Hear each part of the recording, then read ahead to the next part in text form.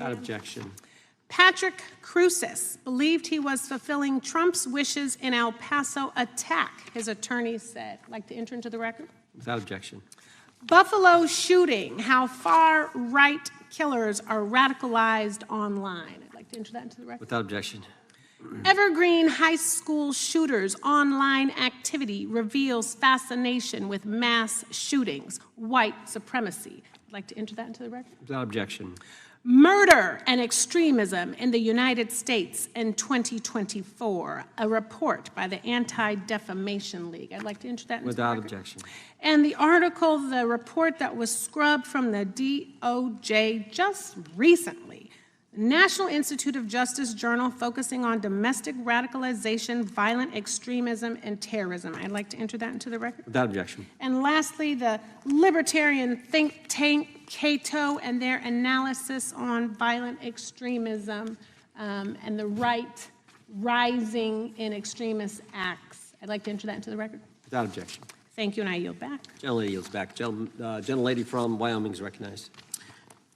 Just very quickly, Director Patel, thank you for being here, for your service to this country, and for the transparency that you have brought to the FBI and for the American people. Transparency that was absolutely non-existent in the Biden administration and FBI. I believe that you might have been asked earlier about whether you had had an opportunity to visit with any of Epstein's legal counsel. Were you asked that question earlier? I think so. Okay. One of the legal counsels or legal fixers for Mr. Epstein was Stacey Plaskett, the Democrat delegate to Congress from the Virgin Islands. So perhaps for those on the other side who are interested in talking to Jeffrey Epstein's attorneys, they could sure visit with one of their own colleagues.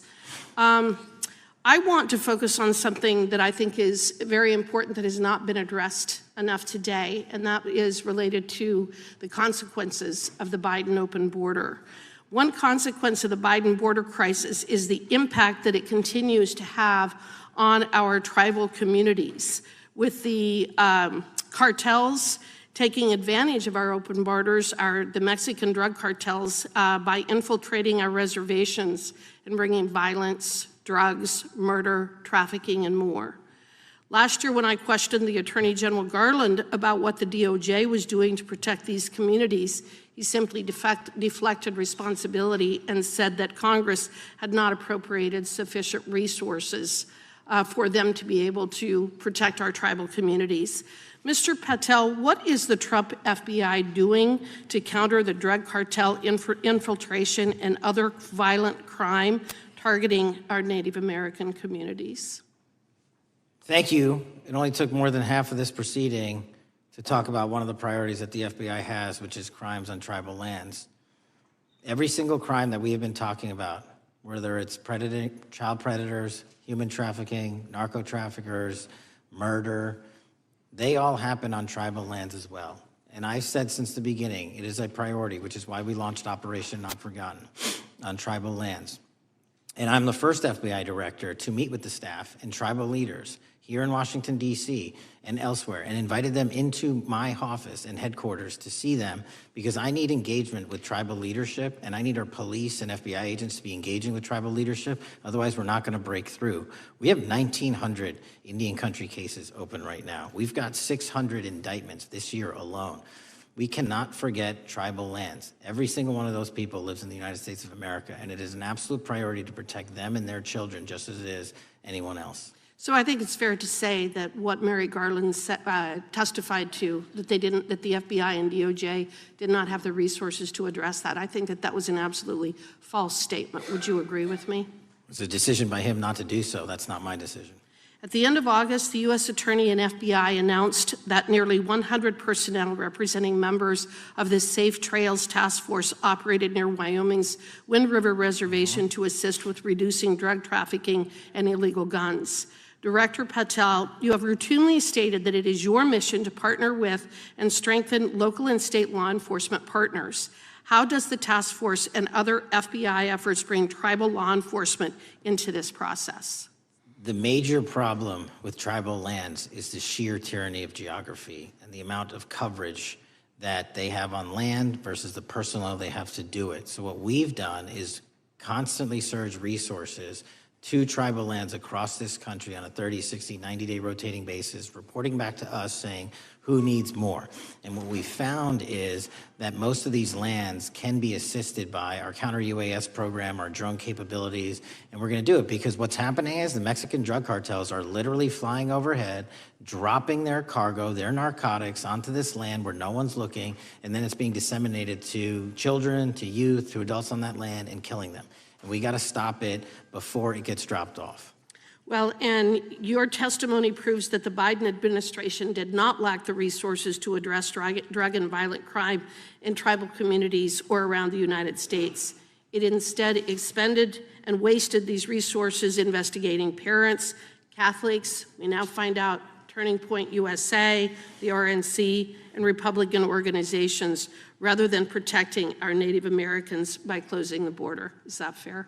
I think so. Wonderful, thank you. And I do appreciate the work that you've done in this regard. I was previously the chairman of the subcommittee on Indian and Insular Affairs with the Natural Resources Committee, and safety and security on our reservations and for our tribal members has been one of our priorities, one of my priorities, and I very much appreciate the work that the FBI has done. Let me know if there's anything else I can do to help you, and with that, I yield back. I will, ma'am. Gentlelady yields back. The gentlelady from Georgia is recognized. Thank you, Chairman, and thank you for coming in today, Mr. Patel. In the past few months, the country has experienced a string of horrific, high-profile attacks that have been motivated by racial hatred or political ideology. Shooter attacked the CDC headquarters, firing hundreds of rounds and killing a police officer. An arsonist set fire to the Pennsylvania governor, Josh Shapiro's residence, with the governor and his family actually inside. Minnesota House Speaker Melissa Hortman and her husband were assassinated earlier this year. Clark and Charlie Kirk was murdered last week. Bomb threats have been made against HBCUs and the DNC, and just the list goes on and on. I only have just a few minutes today, so I don't want to take a lot of time to go into all the countless and devastating violent crimes and incidents that have happened at our schools or on our streets and in our communities that have just been happening all year long. Mr. Patel, just yes or no, is this type of political violence ever acceptable in your eyes? No. I'm glad that we agree that these heinous acts designed to instill fear and division in our nation are never, ever acceptable, yet each of these incidents has recently taken place under your watch. The FBI's website states that protecting the United States from terrorist acts is the FBI's #1 priority, including from domestic terrorists. Is this still your #1 priority? Domestic terrorism? Preventing domestic terrorism. Our #1 priorities are protecting the homeland and international terrorism and crushing violent crime, and domestic terrorism sort of interlays between both of those. Okay, so well, then I'm glad that you're giving us the right answer, but unfortunately, your actions kind of tell a different story. Earlier this year, you granted the ranks of the FBI's Domestic Terrorism Operations Section. This is the section of the FBI that is most directly responsible for addressing political violence in our country by preventing attacks from occurring and effectively responding to them if they do. The agents in this section are the ones who stopped an individual stockpiling weapons, who planned to attack schools and churches in Florida and seized bombs made by an ISIS sympathizer in New Orleans. And instead of ensuring that this section has all the resources that it needs at a time when its mission is critical, you fired its decorated veteran FBI agents who have served their country proudly under Republican and both Democratic presidents, and you scrapped the tools that they developed to fight domestic terrorism, including the National Domestic Terrorism Incident Database. I mean, most of that is just not true. We have 1,700 current DT-managed programs. We're up 300% in the amount of cases we brought against nihilistic, violent extremists, including 764, wishing to harm our children. The FBI and the men and women are getting after that problem set more than ever because I've unleashed them to do so. And any insinuation that these tragic occurrences across the country are somehow singularly my fault or disgusting because that watershed goes Mr. down to the Patel, men I'm and going to women at the reclaim my FBI, time. Mr. Patel, and they I'm are going to not reclaim my time. responsible Mr. for it. Chairman, I'm I'd happy like to to work with enter a you unanimous to get them what they need. Consent Gentlelady request. controls the time. Unanimous consent request. You'll state a request. Thank you very much. Into the record, an article from Reuters titled FBI Scales Back Staffing, Tracking of Domestic Terrorism, Probes Sources Say. Thank you very much. Without I objection. appreciate that. So, Mr. Patel, and it isn't just the domestic terrorism operations section. Under your watch, agents are fully diverting their attention to these anti-immigrant and city takeover operations, leaving our children vulnerable to dangerous networks of online predators, both domestic and international. You pulled more than 120 FBI agents from their normal duties to operate sobriety checks and conduct traffic stops, exposing the FBI's fleet of unmarked cars and thereby making it harder for the FBI to combat violent criminal gangs, foreign intelligence services, and drug traffickers in the process. That's simply not true. If we were not able to do two things at one time, how would we be Patel, I seizing reclaim record my amounts of time. I reclaim my fentanyl? time. 23,000 Chairman, I'd like to violent enter felons have been into the arrested. Time belongs to the Consent More gentlelady. than twice as many as request. Time last belongs to year. the gentlelady from Georgia. Thank you very much. And this request basically is, it is an article from Reuters, which quotes law enforcement officers familiar with agents who once covered child exploitation cases, but now focus on immigration child exclusive. Thousands of agents diverted to Trump immigration track down. Mr. Patel, in the short time I have left, your tenure as director of FBI has been somewhat problematic. Americans are left definitely less safe under your watch. You have gutted the FBI's ability to keep safe from domestic terrorism. You have sent FBI agents to conduct traffic stops and round up hardworking immigrants who pose no danger to public safety. People even President Trump referred to as good, long-time workers. Your job is to protect and serve the American public. Time to the You have gentlelady. spent your time protecting heinous individuals and using the FBI to serve as a political circus. You at times have appeared unequipped. Time and of this the country gentlelady has deserves better, expired. and I yield. Gentlelady yields May I back. respond? Sure can. Simply put, what is it? Are we failing? If we're failing, how are we arresting 23,000 violent felons? Twice as many as this time last year. Are we failing? Because if we're failing, how are we seizing 1,500 kilograms of meth, 25% increase from last year? Are we failing? Because we captured 4 top 10 FBI most wanted from around the world in 7 months. That's more than the entirety of the last administration. Are we failing? Because we put 1,500 child predators in prison. Are we failing? Because we dismantled 300 human trafficking networks. Which is it? You don't like me, that's fine. But don't you dare disparage the men and women of the FBI that are producing record results in historic fashion to protect this country. They are kicking ass for America, and they're going to continue to do so. And we appreciate your leadership. The gentlelady from Florida is recognized. When I was home recently, I met with the agents leading the Tampa office of the FBI, and I saw what they're focused on in my community: stopping drug traffickers, rescuing children from exploitation, fighting cybercrime, protecting us from acts of terrorism, foreign and domestic. And I know from my time as a federal prosecutor and a judge that this work by the Bureau doesn't make headlines, but it is happening every single day.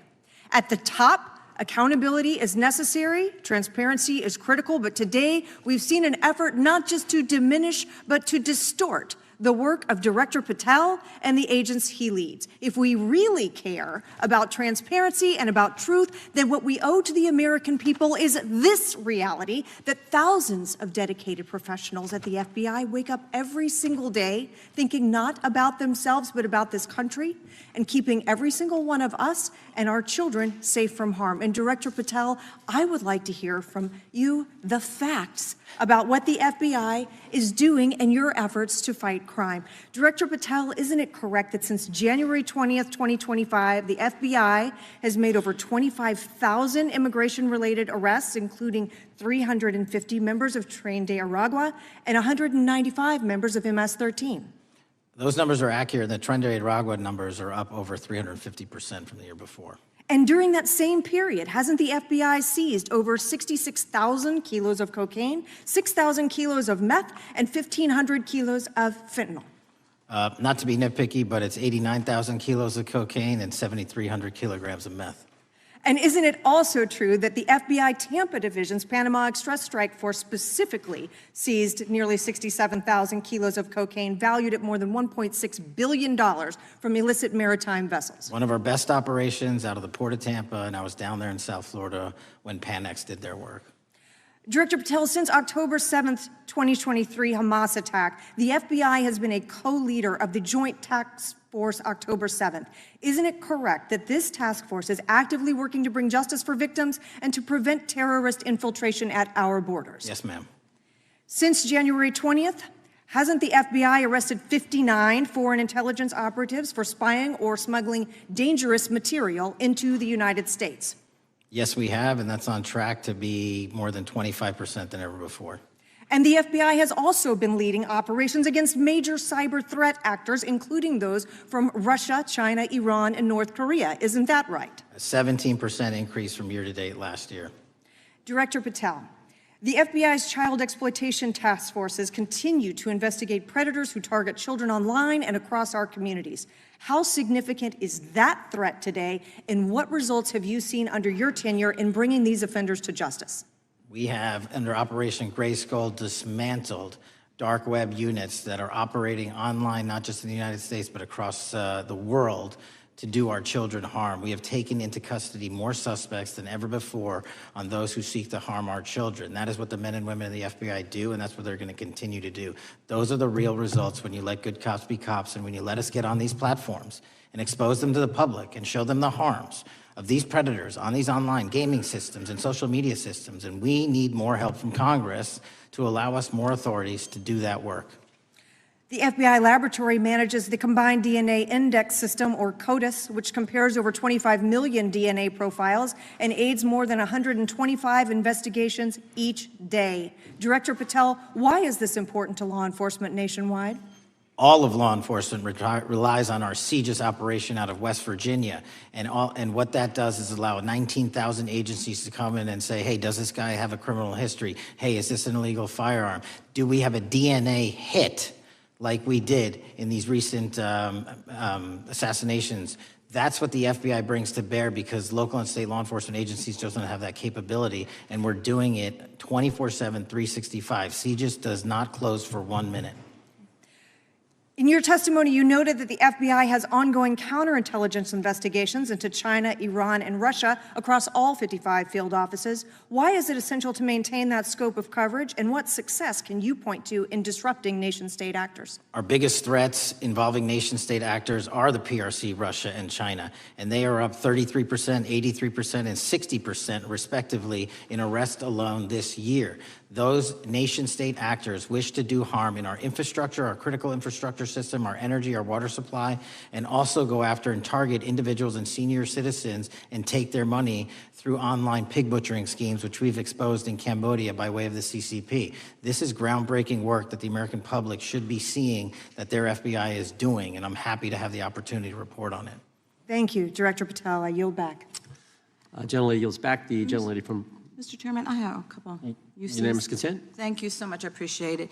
In response to Mr. Patel's making the remarks that, that maybe our colleagues are disparaging the men and women of the FBI, I'd like to enter the record 3 unanimous consent requests. One is entitled FBI using polygraphs to test officials' loyalty. The second is Kash Patel knowingly broke law when firing top officials, lawsuit alleges, published by NBC. And the third is FBI forces out more leaders, including ex-director who fought Trump, demand for January 6 agents' names. Without objection. Thank you. Gentlelady from Vermont's recognized. Thank you, Mr. Chair. Director Patel, thank you for being with us today. Appreciate your time. Let me say at the top, political violence should have no place in this country, and I strongly, unequivocally condemn the killing of Charlie Kirk last week. And this is exactly the kind of case that warrants a swift and thorough investigation by the FBI. What shouldn't be happening, however, is this administration's seeming attempt to exploit Mr. Kirk's death within minutes of this horrible, horrible assassination, dividing us even further without knowing enough about the killer's complicated, confused political ideology and the extent of his motivation. And this week, Vice President Vance claimed that this is, quote, an extremely destructive movement of left-wing extremism, and said that, quote, it's part of the reason why Charlie was killed. He pledged to go after organizations on the left.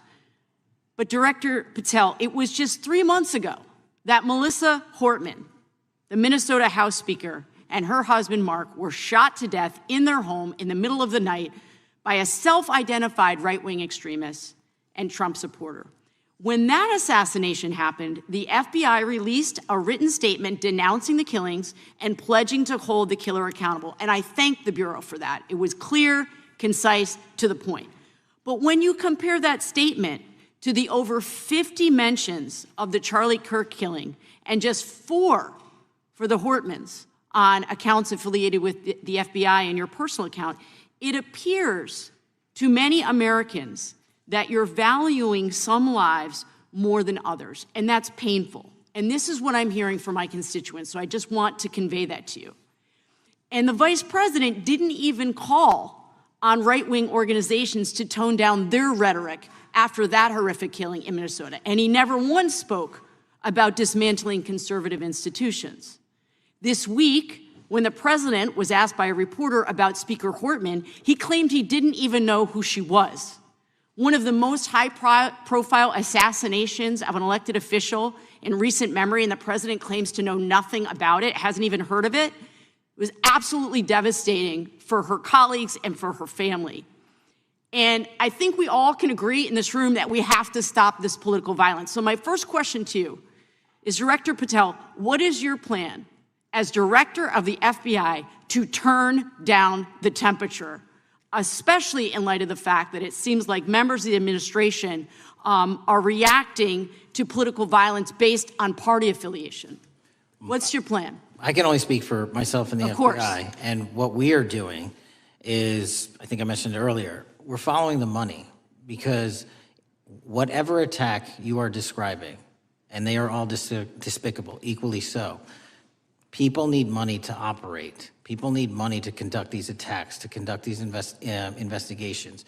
And so what we are doing is finding the people that supported this infrastructure system, because even when you say there's a lone, quote unquote, lone wolf actor, he's not truly a lone wolf actor. Something happened along the way. I agree. And so can I just because we have such little time, are you making a commitment right now to follow where the evidence goes in investigating whether it's violence on the left or the right? Because over the last 10 years, when you look at the ideology, I want to follow up on what my colleague from California said. When you look at the data, you look at the Anti-Defamation League data, 96% of ideological motivated killings were committed by the right wing.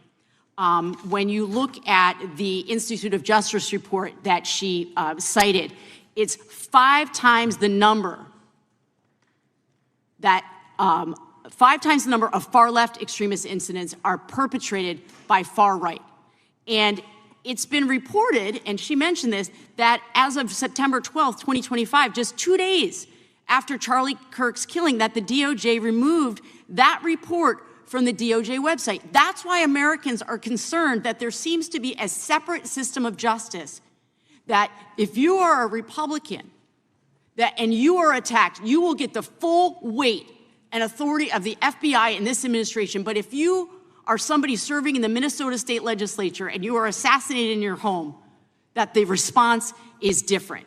And I think to ignore the threats from the right or try to do a both and when there are multiple instances when it's overwhelmingly coming from the right, this is a disservice, because Americans want to know that whoever they are, whatever their political affiliation, that the response is going to be the same, and it is going to be done with the same diligence. And I'm wondering if you will commit to me right now that you will be a voice right now standing up to those voices in the administration that are adding to the violent rhetoric right now. That's what I'm asking you. Will you commit to this? Time of the gentlelady's expired. The gentleman can respond. My voice will be through the investigations that the FBI conducts, and we will conduct them all lawfully and equally. Can we expect in the future that your tweets in related to one killing will be the same level of concern? The gentleman from Texas is recognized. Thank you, sir. Director Patel, thank you for being here today, and most importantly, thank you for restoring trust and faith in the FBI, which has been severely eroded under the Biden administration. Thank you for your service and your continued service in this capacity. On April 7th, 2025, Charlie posted on X, "Assassination culture is spreading from the left. 48% of liberals say it would be at least somewhat justified to murder Elon Musk. 55% say the same about Donald Trump. In California, activists are naming ballot measures after Luigi Mangione. The left is being whipped into a violent frenzy and set back. Whether losing an election or losing a court case justifies a maximally violent response, end quote. And unfortunately for Charlie, that reaction also came when they couldn't win a debate on a college campus. You cannot be intellectually honest and say that this problem is on both sides. It's not just what happened to President Trump, it's also what just happened to Charlie. We've gotten to a point in America where violence is encouraged. When you have a former president of the United States that opens up his campaign in 2019, that's Joe Biden, by saying that his opponent is a, quote, existential threat to this country, Houston, we have a problem. People that you disagree with are not existential threats. They are not Nazis. They are not fascist. They are not racist. They are not deplorable. They are not irredeemable. They are your fellow Americans who have a different perspective on how government should run and what government should look like. Whether or not we should have strong sovereign borders, whether or not we should have safe communities, whether or not we should have places to worship our God and not worry about being shot, whether or not we live in communities and cities that are not overwhelmed by drugs and crime, whether or not we have two genders, and whether or not we have common sense in our policies and our values. And people that believe these things are not existential threats. I happen to be one of these people that believes all of the above, and as someone that served this country in combat, I can assure you I am not an existential threat to this country because I swore to protect her. I also want to point out, how many cities have you seen burned to the ground since Charlie Kirk's death? 0. No summer of love, no riots, no nothing, no looting, no killing, none. We simply gathered and prayed for his soul, his family, and this country, because that's exactly what we represent. And while we might be angry, this righteous anger will carry on Charlie's message and legacy. I want everybody to know something very simple. Charlie is not dead because of what he said. He is dead because people listened. My time is limited, so I have a few questions for you, sir. And again, thank you very much for being here. I really appreciate your time and your service. In your experience in the FBI, have you noticed a precipitous rise in political violence and other associated crimes that you have been investigating so far this year? And if so, is this trend in motive left-wing or right-wing violence? I can always speak generally, sir. There is too much political violence, and it has been a precipitous rise on too many fronts. How do we solve this? We solve this by giving the FBI more authorities to go into and work with the private sector. There are too many online platforms. There are too many social media platforms. There are too many gaming platforms. There are too many places for people from America and around the world to get together without their parents knowing anything about it, without their school teachers knowing anything about it, and infesting the minds of our children and infecting them with radical ideology, and that is the root cause of these problems, and we must tackle it. It is not a 1950s America anymore. In 2025, the cyberspace needs to be tackled. Thank you. Switching gears, when your predecessor sat right there in that seat a couple of years, last year in a committee hearing, I asked him a very detailed question about Matthew Thomas Crooks, the shooter responsible for the assassination attempt on President Trump's life. I did get an answer from Chris Wray that day, and I submitted written questions to the FBI and into the record of this committee, and I want to resubmit those questions today because I think we are still awaiting answers to those questions. So, Mr. Chairman, I'd like to submit them for the record, please. I'd like to ask you, sir, and the FBI, under your leadership, would you please respond to these questions, and can you commit to doing that? As soon as the trial's over. Thank you very much. I will end with this. Charlie Kirk is not dead because of what he said. Charlie Kirk is dead because people listened. He set up a tent that said, "Prove me wrong," and exercised his First Amendment right. That's all he did. And we will continue to do so in this country in order to preserve this constitutional republic. And with that, I yield back. Thank you. Gentleman yields back. The gentleman from Florida is recognized. Thank you, Mr. Chairman. Before I begin, I want to caution my colleagues on, one-sided violence in this country. We just heard that there were no riots on the right. We're literally sitting in the building where there was a giant riot by supporters of the president, the right. We also heard that only leftists, have said that Trump is a Nazi. In 2016, the current vice president of the United States said, Trump is either a cynical asshole or he's America's Hitler. And so this is the problem. I don't want to have to say this garbage, but you want me to sit here and get painted with one brush, the whole left. No, there are extremes on the left, and there are extremes on the right. And we collectively should tackle that. But to come here and just look at us and say we all support what's going on in the extremes is why we can't solve anything in this building.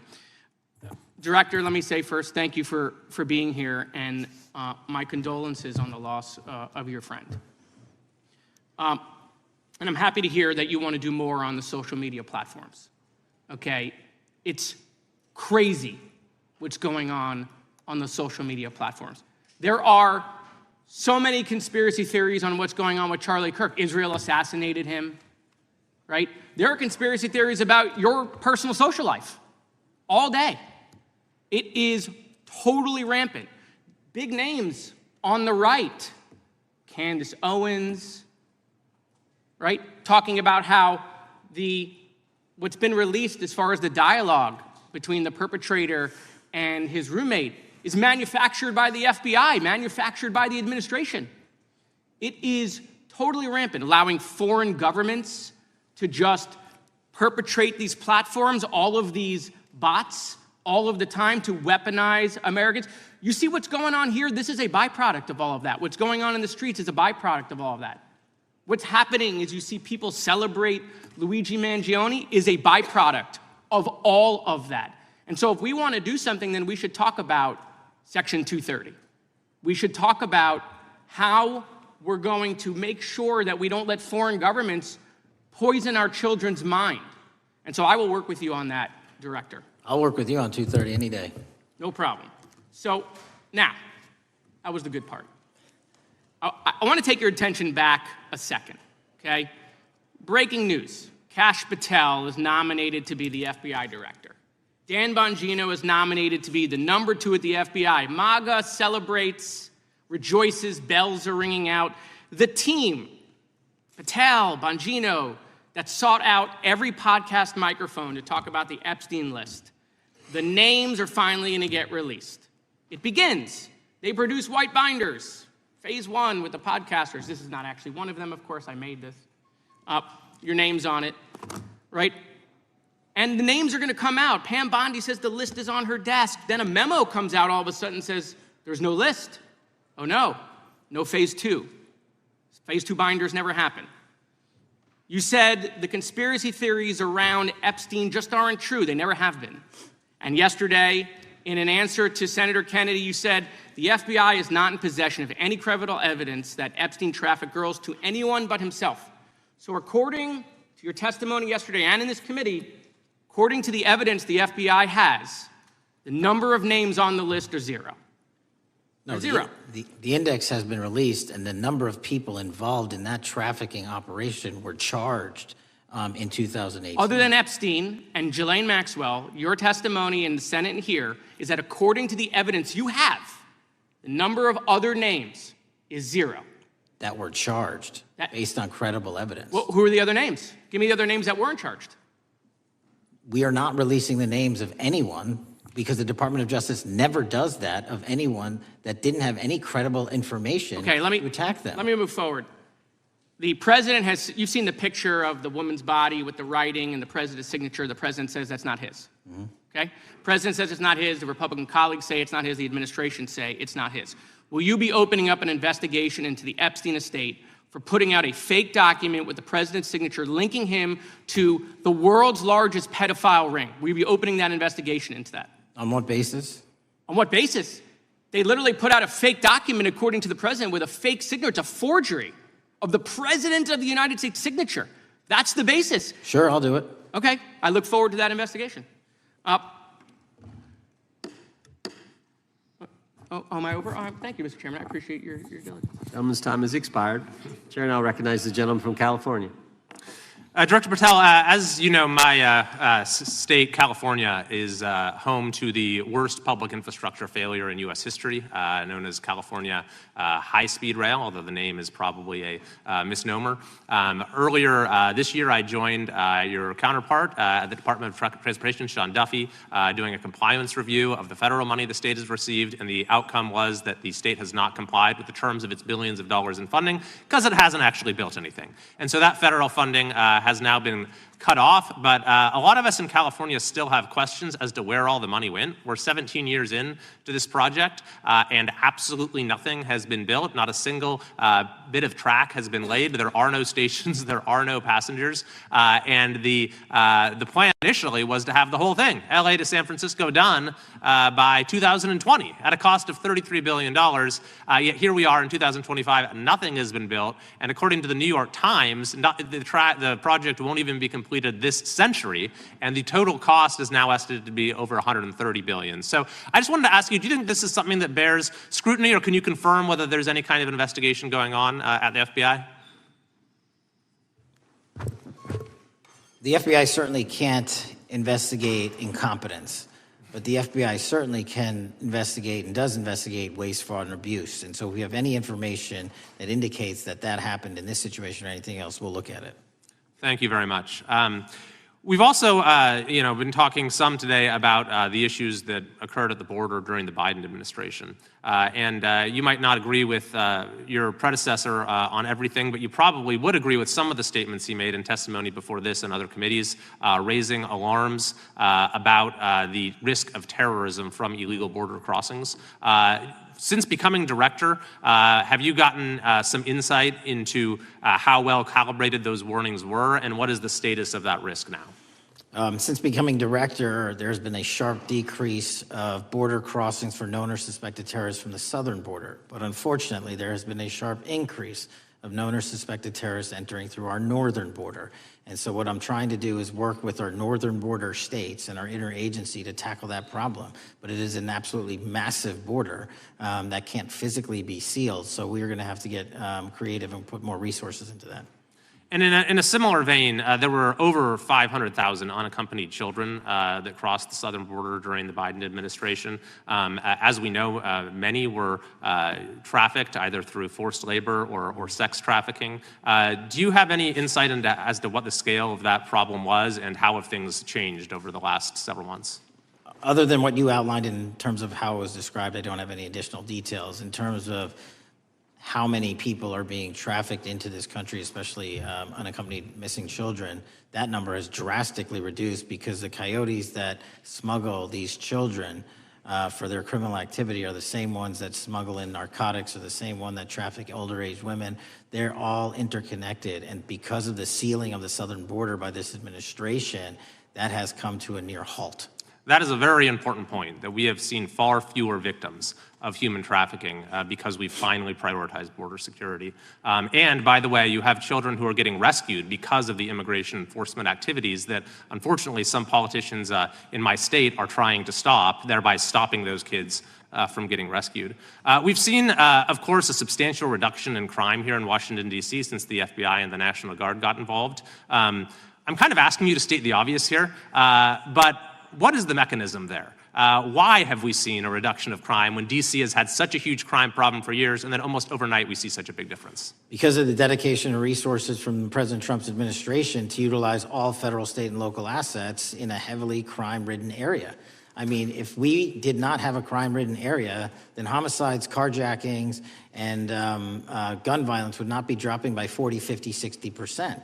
And when you allow the police, the MPD, to work with federal authorities and allow the National Guard to set up your perimeter, this is what you can do in a few short weeks. And we at the FBI, under Operation Summer Heat, have set those Phase 01 operations in motion 4 months ago, quietly at the direction of President Trump. So we are scattered across cities across this country doing just that. But we're going to need more help to complete the job. Yeah, in too many places in this country, crime has just been treated as sort of a norm, that this is the way things have to be. What's happened in D.C. shows that is not the case if we have the right policies and the right priorities. Finally, this is tragically the second time in as many years that we've had an FBI director here following either an assassination or an assassination attempt. And so since there's been some time now since from the attempted assassination on President Trump at Butler, would you say that the public's understanding of what took place on that day is fairly consistent with all of the facts as you know them, or do you believe there's still material facts that have not been made public or are not fully understood by the public? No, I think it's fairly consistent. Thank you. I yield. Gentleman yields back. The lady from Texas is recognized. Man, oh man, there has been so much today, and I truly don't know where to start. So I'm just going to make sure that we start off with a few facts. So a couple of facts that we need to make clear for everyone is that, number one, Director Christopher Wray, when he was appointed to be the head of the FBI, was appointed by Donald Trump. Now, I will agree that I definitely take issue with a number of decisions that Donald Trump makes, especially when it comes to the people that he decides to appoint to very important positions, including this one, because I did have to make sure that I wasn't going crazy. But when I say that you are the least qualified FBI director in the history of the FBI, that is real, because you are the only one that never even served with the FBI prior to joining, yet we are supposed to believe that That's you are false. the greatest thing since sliced bread. I didn't ask you a question. Now, what I want to go false. through is to talk about why you are a failure and why, honestly, we just need to tell you bye-bye. I know that you got a little upset and you put on your show for your boss because it seems like you're trying to save your job when it came to talking to Senator Booker yesterday. But let's go through some of your failures. So before you were even confirmed, and I think one of my colleague from Georgia, pointed out that you are already targeting career officials so that you could direct illegal firings. Mind you, these cases that you were so upset about, which are the ones tied to Trump, the cases came through his handpicked FBI director. And frankly, when people sit around and say things like, oh, we're happy because now we feel safe. I don't know who feels safe in this country except for the white supremacists, because I specifically as a black woman definitely don't feel safe. And frankly, my colleagues have been real nice to you today, and I applaud them, but I don't have the same demeanor because I know that multiple colleagues on this side of the aisle have faced death threats. In fact, somebody tried to kill one of my colleagues. And frankly, I don't know if this FBI or under your leadership, if those people would have been caught. I don't have any confidence in you. And if we start talking about the reasons that I lack confidence, we could start with you not just wanting to acknowledge some simple facts. Simple facts like the vast majority of the threats are coming from right-wing extremism. And I know my colleagues have tried to stress this, but I decided that I would maybe do it in a different way. Number one, I have a couple of UCs. Kim Buck, one of multiple Republicans receiving death threats for voting against Jim Jordan as House Speaker. Without objection. Another one, Republican lawmaker says she received death threats after voting against Jim Jordan in Speaker's race. Without objection. In addition, there was another one from another colleague who now is leaving Congress because they said that they were calling his wife anonymously and threatening her life to the extent that she ended up sleeping with a firearm. Without objection. Okay, so here's the deal.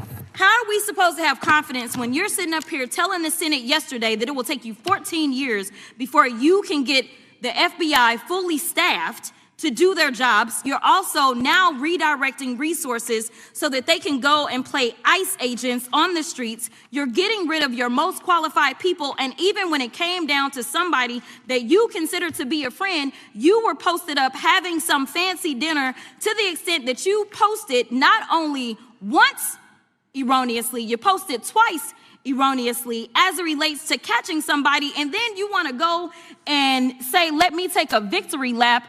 Because honestly, if it wasn't for parents deciding that they were going to turn in their child, it seems like y'all wouldn't have got there. even though he literally confessed online. So I'm confused about what it is that the FBI is doing except for trying to put on a show for the apprentice, or whatever you want to call him.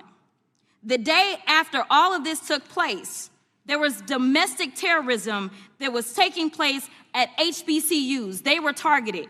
Yet I didn't hear anything from the FBI about what was going on. And again, black people kept saying, how did we end up in this?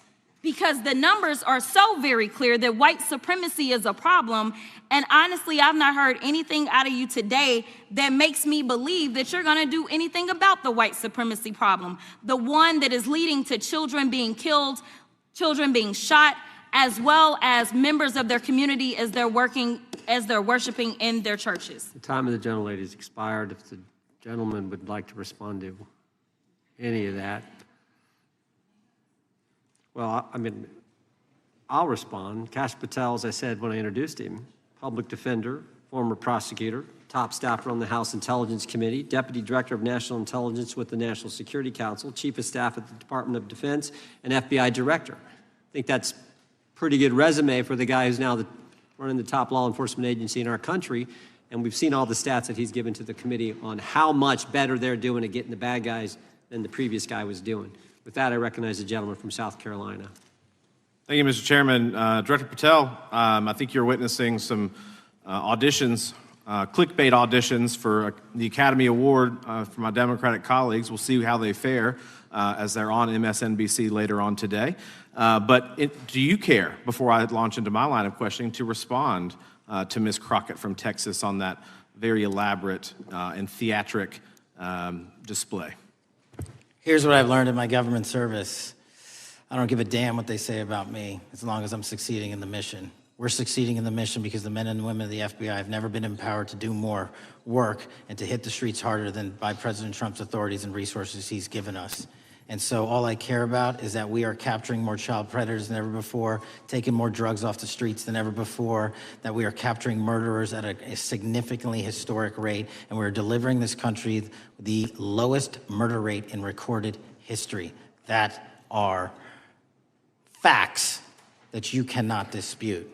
But you can come at me all you want. I don't care. Thank you, Director, for that, and we appreciate your service. We appreciate the results speak for themselves, I think, pretty plainly, and your commitment not only to results, but to transparency, so we do appreciate that. Director, who was John Durham?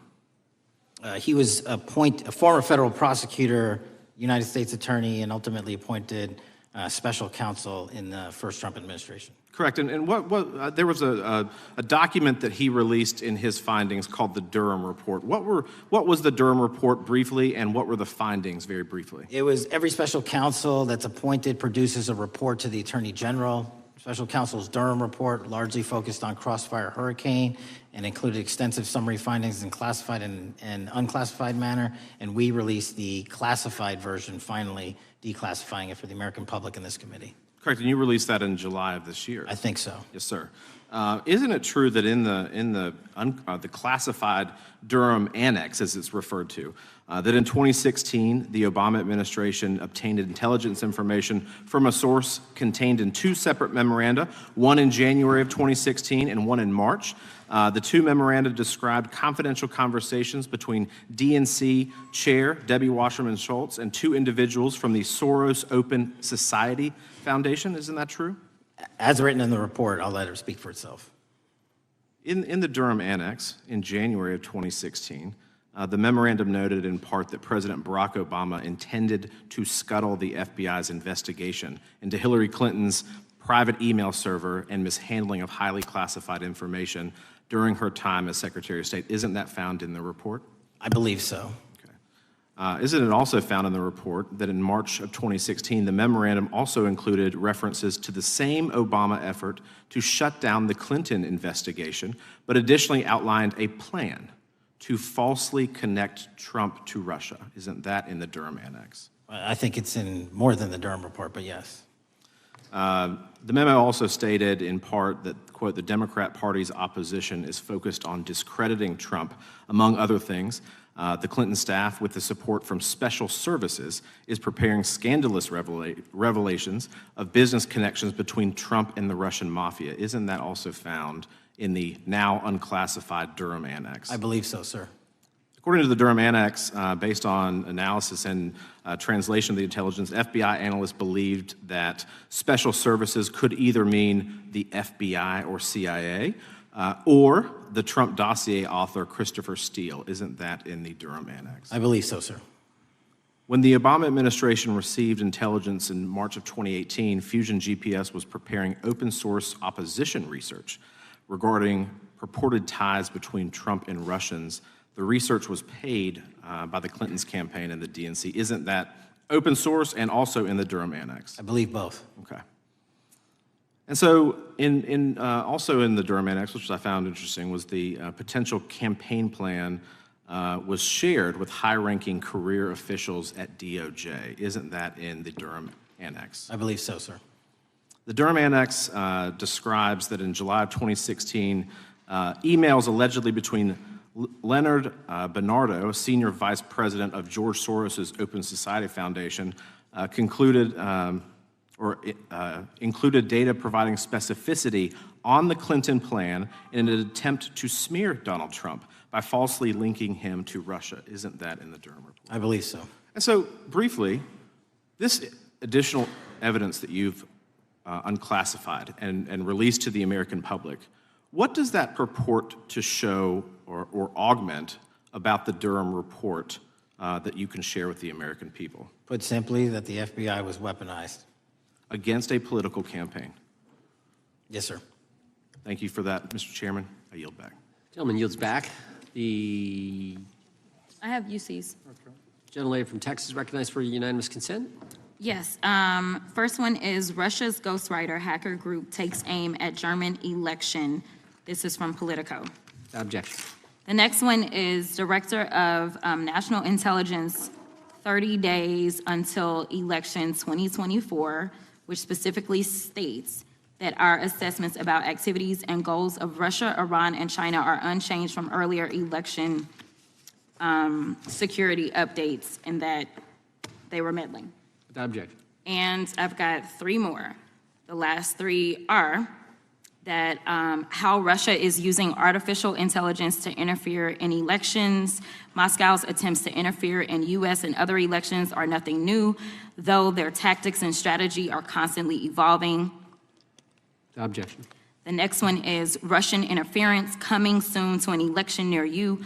Russia pursues a systemic strategy of undermining elections and influencing public opinion in the West. EU and NATO countries must recognize that Moscow often acts through agents within their own borders and build resilience to such interference. And what's the source? This one is CarnegieEndowment.org. Okay, without objection. Thank you.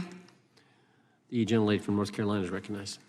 Thank you, Mr. Chairman. And Director Patel, I'm glad that I'm going a little out of order here because I'm going to pursue some of the things that you were just talking to Mr. Fry about and remind you about your confirmation hearing. At your confirmation hearing in January, you said under oath, and I quote, "There will be no politicization at the FBI. There will be no retributive actions taken by the FBI should I be confirmed." And in your written response to the Senate questionnaire, you said, I quote, "Personnel decisions shall be based on performance and adherence to the law. And every FBI employee will be held to the absolute same standard, and no one will be terminated for case assignments." So I want to just go through a couple of scenarios with you to get a sense of whether you think these are examples of politicization of the FBI or making decisions based on the performance and adherence to the law. So, first question. Would hiring FBI agents, analysts, and supervisors from only one political party being politicization of the FBI or making personnel decisions based on performance and adherence to the law? We don't ask FBI people, applicants, where their political parties are. Mr. Patel, do you ask FBI applicants who they voted for? The FBI does not. Are you aware that in the lawsuit that Mr. Driscoll filed against you and the FBI, he was asked who he voted for? Since that lawsuit has been filed and it's ongoing litigation, I'm not able to comment. Well, but it also means that you just said that what happened in his situation didn't happen. So we will go on to the next question. Let me ask you an even easier one. Does firing agents for working on the cases that they were assigned to and that the president didn't like, is that politicization of the FBI or making personnel decisions based on performance and adherence to the law? The FBI doesn't terminate anyone based on case assignments alone. Has the FBI ever been sued by somebody who felt that they were terminated based on case assignments? In the entire history of the FBI, I'm sure they have. No, since your tenure. I'm sure there's ongoing litigation. Yes. In fact, there is ongoing litigation. And in fact, people have been asked who they voted for. And in fact, you are running an FBI for the President of the United States rather than the people of the United States, because my questions were not hypotheticals. They are the things you have done during your tenure. And according to a lawsuit filed last week by long-term FBI agents, you fired former acting director Brian Driscoll. He had served with the Bureau for nearly 20 years, earned a Medal of Honor, Medal of Valor for bravery during the dangerous ISIS raid, and had a wealth of crisis response experience and led the FBI's Critical Incident Response Group. When the Trump administrations interviewed Mr. Driscoll for that role, they interrogated him about his political leanings and who he voted for in the last 5 elections. Questions Mr. Driscoll refused to answer because those types of questions impermissibly politicized the FBI. You also fired Steve Jensen, who served the FBI for nearly 2 decades and ran critical terrorism, counterintelligence, and organized crime operations, whom you once described as embodying what the American public demands of the FBI. But he was fired because he took part in investigating crimes committed on January 6th. And Trump's MAGA base lambasted you online for keeping him at the FBI. So he's no longer at the FBI. You also fired a decorated combat veteran with decades of experience in the Bureau, Special Agent Walter Jardia, because he worked on the investigation into the Russian interference in the 2016 presidential election and helped investigate Trump's ally, Peter Navarro. Director Patel, it is very clear that you have flunked your own test. You've put saving your job, which I actually believe you were being honest about during your confirmation hearings, over doing what's right for the FBI and the American people. That is not adherence to the law. Thank you, and I yield back. Time of the gentlelady is expired. The chair now recognizes the gentleman from North Carolina. Thank you, Mr. Chairman. Director Patel, it's great to have this opportunity. Thank you for being here. Thank you for your service. And I've got to say, one of the most disheartening components of the previous administration, when I was working with local law enforcement all over the state of North Carolina, all over the country, people rightfully did not really care about the inner work. It's important for this FBI to be transparent without jeopardizing our investigations, so a little bit of the timeline is important. Charlie Kirk was unfortunately assassinated on September 10th. We immediately, the next day, released images early in the day in local time in Utah to start the public partnership in our manhunt for the assassin and culprits. At approximately 5 p.m. local time, I arrived on the ground and walked the crime scene myself. And we flew multiple FBI assets in and out to process DNA simultaneously while bringing in evidence response technicians, hostage rescue teams, and other experts to assist state and local law enforcement with their investigation. At 8 p.m. local on September 11th, the FBI collected and populated and promulgated at a press conference a video of the suspect on the grounds. We also released enhanced images Due to that release that I directed and ordered, the suspect involved was apprehended and in custody at 10 p.m. local time. That's less than 2 hours after we did the video release and the photo release. So within 33 hours, that individual suspect was in custody. And his family, who has since been interrogated, specifically stated to FBI interrogators that because of the video that the FBI released at my direction and because of the photographs that they released, they identified their son, they confronted their son when he swung by their home, and that's what led to his apprehension. We are still, the FBI has that investigation ongoing, and it continues to be ongoing, and I want to thank the state of Utah and the state and local authorities there. And I also want to thank the Attorney General and President Trump for directing resources to allow us to conduct that investigation as we have. Under this administration, the FBI has arrested more than 23,000 violent criminals. 23,000 in 7 months. That's twice as many year to date last year. We've taken over 6,000 firearms off the streets. 6,000 guns are no longer in the hands of criminals in 7 months. We've identified and found and located 4,700 child victims. That is a 35% increase year to date last year. We have arrested 1,500 child predators. That is a 10% increase year to date last year in just 7 months. We've assisted our partners with countless counterterrorism operations around the world. We've captured at the FBI 4 of the most top 10 wanted fugitives in the world in 7 months. To put that in perspective, that's as many as my predecessor nabbed in the entirety of the Biden administration. We got 4, we got more coming. On top of that, in 2 weeks, thanks to the help of the CIA, we collected and captured one of the individuals responsible for the horrific Abbey Gate bombing that led to the murder of 13 service members. We did that in 2 weeks. They didn't do it in the 4 years of the entire prior administration. Nationwide, we've been executing our Operation Summer Heap, the FBI's national focus on targeting violent crime based on intelligence-driven operations. Ask the citizens of Seattle, Miami, Memphis, Charlotte, Chicago, New Orleans. To specifically highlight New Orleans and Nashville, there has been a 250% increase in violent crime arrests in those cities alone and other mid-major cities that I've just listed. In just a few short months, we have already unleashed 1,000 FBI personnel across this country. Every single state across this country is getting a plus-up. This is a fiction that the FBI is short or that we are compromising the men and women in the field. They do not need to be in Washington, D.C., so we're sending them into the field to each and every one of your states. Because of that, crime is at an all-time low. We had to do it because of the explosion of crime. And maybe the most important stat for Americans to realize, in just 7 months, we are on track to produce the lowest murder rate in modern U.S. history by double digits. Those are results not of mine. Those are results of the men and women of the FBI. If you want to criticize me, bring it on, but do not attack the brave leaders in the field. We are also working 24/7, 365 on the opioid epidemic that is killing more than hundreds of thousands of people a year.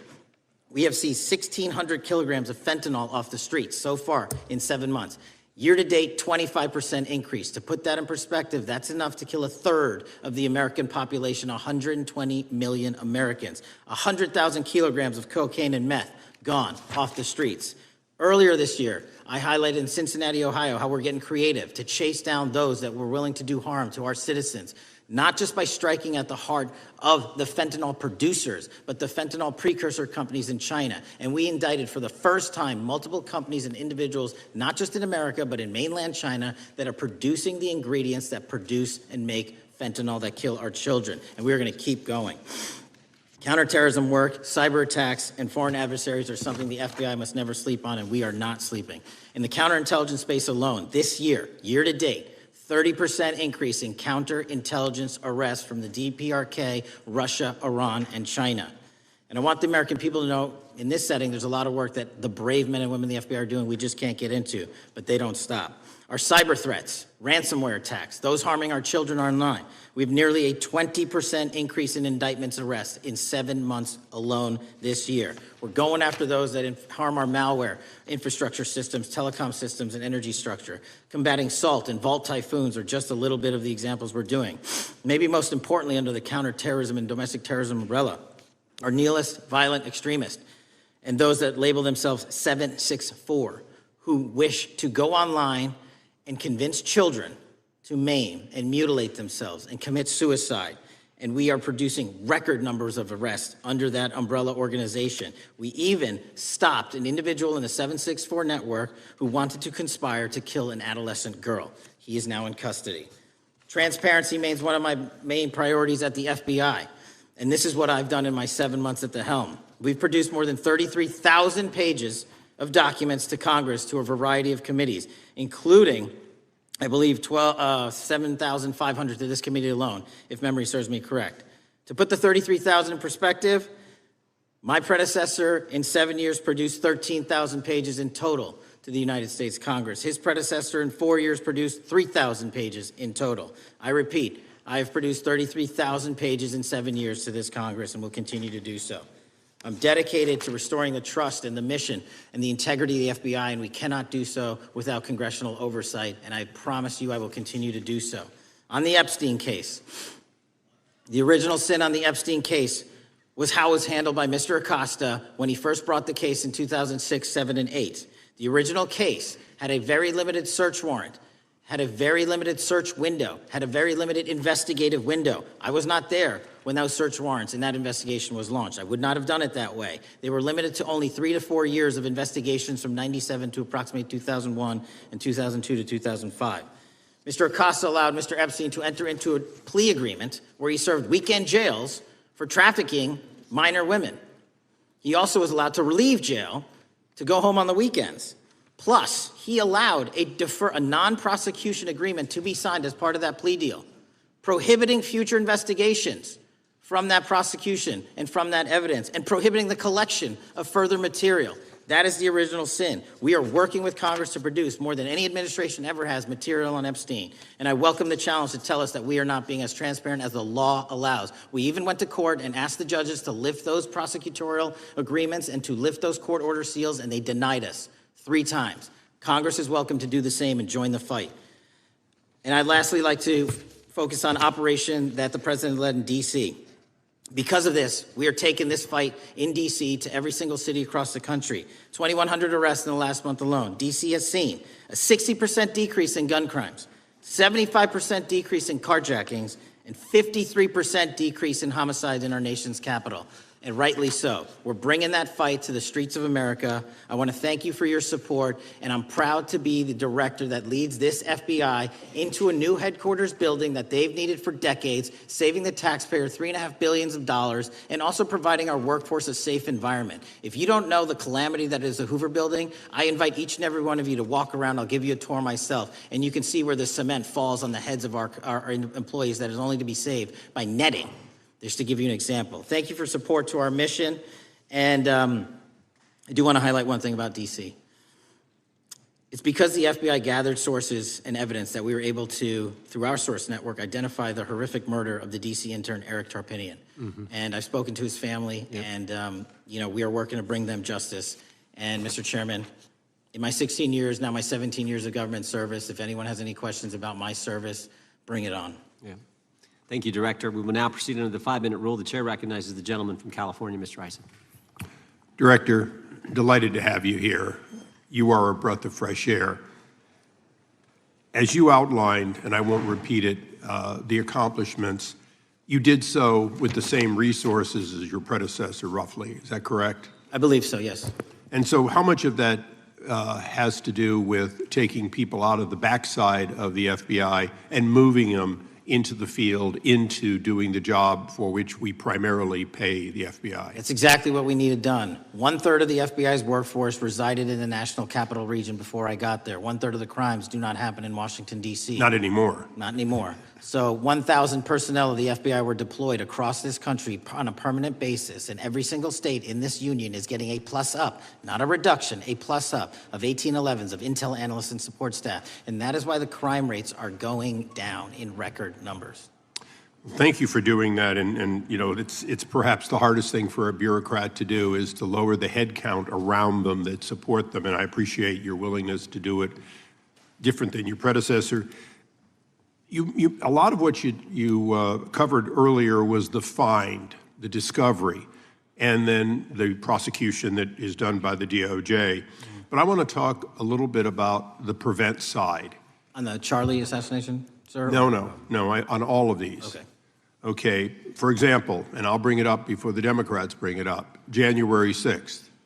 January 6th, we now know, because of your find, that in fact there were people involved who were not just observers but participants who in fact, it's been alleged, and I personally believe, in fact, were part of promoting, perhaps even the one woman who died, encouraging her to walk through a door that led to her death.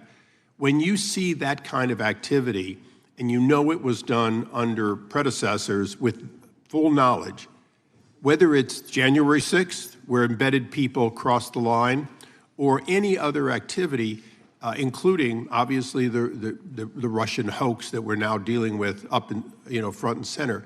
My question to you is, what can you or others do to prevent it from occurring again? Not on your watch, but on future watches. How can we know that this won't happen again the moment you leave the FBI? It's simple. What I'm doing through our leadership cadre is having FBI agents do what they were trained to do, not what they were not trained to do, not put them in situations that both harm them and the public. We're also utilizing our SORT networks and prioritizing the threat structure to go after the narco traffickers, the counterterrorism people, the counterintelligence threats, and the cyber threats. That's what they were trained to do, and that's what we're letting them do. One major question I have, after decades of doing this, on our side of it, both the chairman, myself, and others, both at Oversight and here, have seen that the FBI and the Department of Justice hide behind non-statutory practices. Now, you've changed the interpretation of many of those practices. That's why we're getting the discovery that was previously withheld. How do we work together to make sure that we never again have false walls, non-statutory walls that say the Department of Justice has a prohibition about giving, quote, you fill in the blank, that has led to the chairman not seeing anything until you took over? I'm wedded to aggressive constitutional oversight. Having been a House congressional staffer, I know that is an important part of securing our democracy. And the way we make it an everlasting, enduring process is by showing the American people the results of what we are doing and the important work of this committee and putting it out to them so they can see government waste, fraud, and abuse. And then they can demand from our constituents and our electors that they want this process to continue. Last major question here. Some things are so sensitive that we both would agree they cannot be made public. Will you commit to this committee, when it is too sensitive to disclose, that you would at least make it available for in-camera review by the chairman and ranking members or others designated? I have done that, and I will continue to do that. Well, thank you, Mr. Chairman. This is a breath of fresh air. This is the beginning of what we need. But my questions today for the director are ones in which I believe that we do need to codify by agreement or by statute, if necessary, the kind of openness and transparency that we're seeing from this administration, the kind of discovery that's allowing us to do our oversight properly. And I would hope that that be the follow-up to this, obviously along with the Attorney General. And I yield back my 4 seconds. Thank you. The gentleman yields back. The gentleman from New York is recognized. Thank you, Mr. Chairman. Welcome, Director Patel. In the wake of the tragic murder of Charlie Kirk, Donald Trump said, quote, "Violence and murder are the tragic consequences of demonizing those with whom you disagree, day after day, year after year, in the most hateful and despicable way possible," close quote. I would note for the record that Donald Trump has famously demonized practically every person he has ever disagreed with, and therefore, using his own logic, he has put their lives at risk. I should know, about 2 weeks ago, when I announced my decision not to my decision not to seek re-election, many people on both sides of the aisle, including the chairman, offered me well wishes and thanked me for my service. Donald Trump, on the other hand, took to Truth Social to call me a, quote, psychopathic nut job, among other things. Yesterday, I received a threatening note filled with anti-Semitic comments and hateful attacks that mimicked some of the same language used by the president. I am sure many of us on this committee face similar threats every day. We have seen political assaults on both the left and the right. The attack on Charlie Kirk, the attempted assassination of the president, the murder of the Democratic Speaker of the Minnesota House, the assault on Paul Pelosi, and the attack on the Capitol on January 6th, for example. Director Patel, do you agree that there is political violence from both the left and the right? There's too much political violence. Do you agree, yes or no, that there's violence? There is too much political violence based on ideologies from either side. From either side, okay. Are you aware of the study by the Cato Institute, a well-known conservative group, that found that 69% of the violence is from the right? I'm not familiar with that study. You're not familiar, okay. I would commend it to you. Are you aware the administration has threatened to use violence as an excuse to crack down on liberty and freedom of speech? Say that again, I'm sorry? Are you aware the administration has threatened to use violence as an excuse to crack down on liberty and freedom of speech? Nobody at the FBI is doing that. I didn't ask you about the FBI, I said the administration. I speak for the FBI. I would like to enter the record an article from today's New York Times titled, "Trump Invokes Kirk's Killing and Justifying Measures to Silence Opponents." In the wake of Charlie Kirk's killing, President Trump and his allies have laid out a broad plan to target liberal groups, monitor speech, revoke visas, and designate certain groups as domestic terrorists. I ask unanimous consent to insert this into the record. Thank you. Politicizing the murder of Charlie King to go after free speech is not a legacy I believe Charlie King would have wanted. Moving on, I want to address another topic. The FBI has traditionally played a key role in prosecuting public officials for corruption.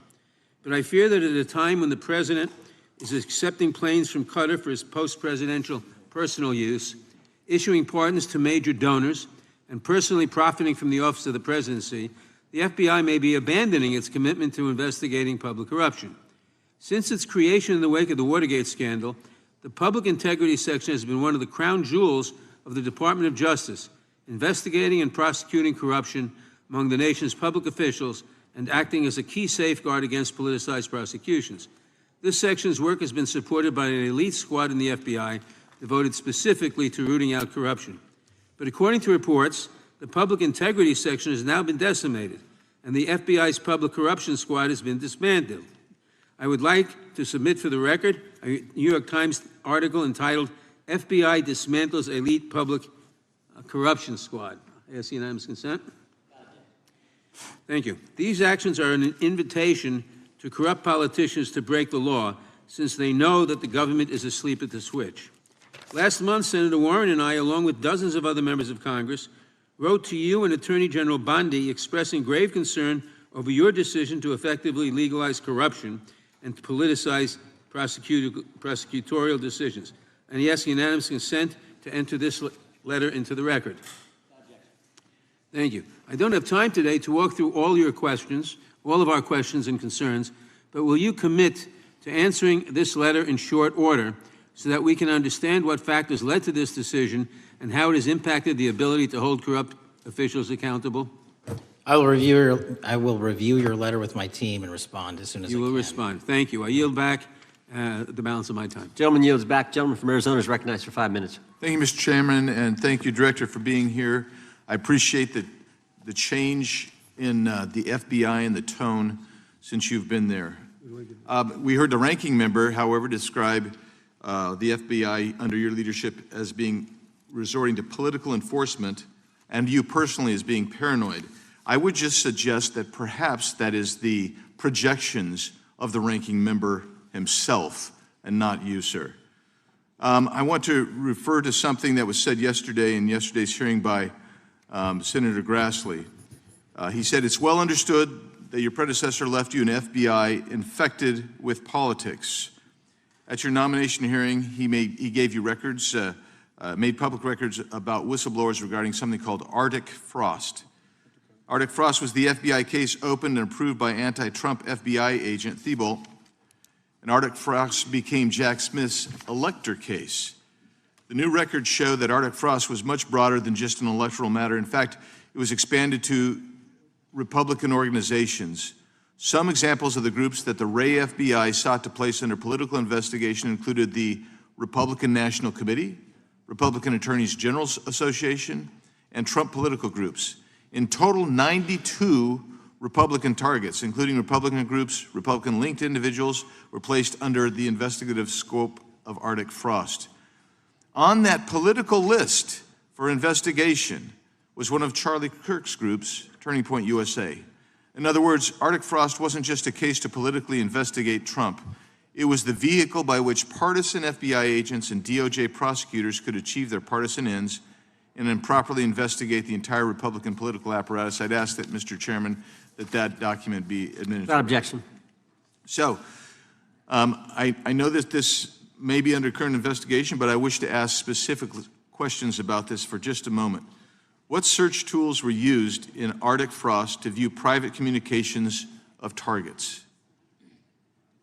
I believe the traditional search tools, search warrants, lawful service of process, and the tools that the FBI has in our infrastructure systems, cybersecurity systems, and counterintelligence systems.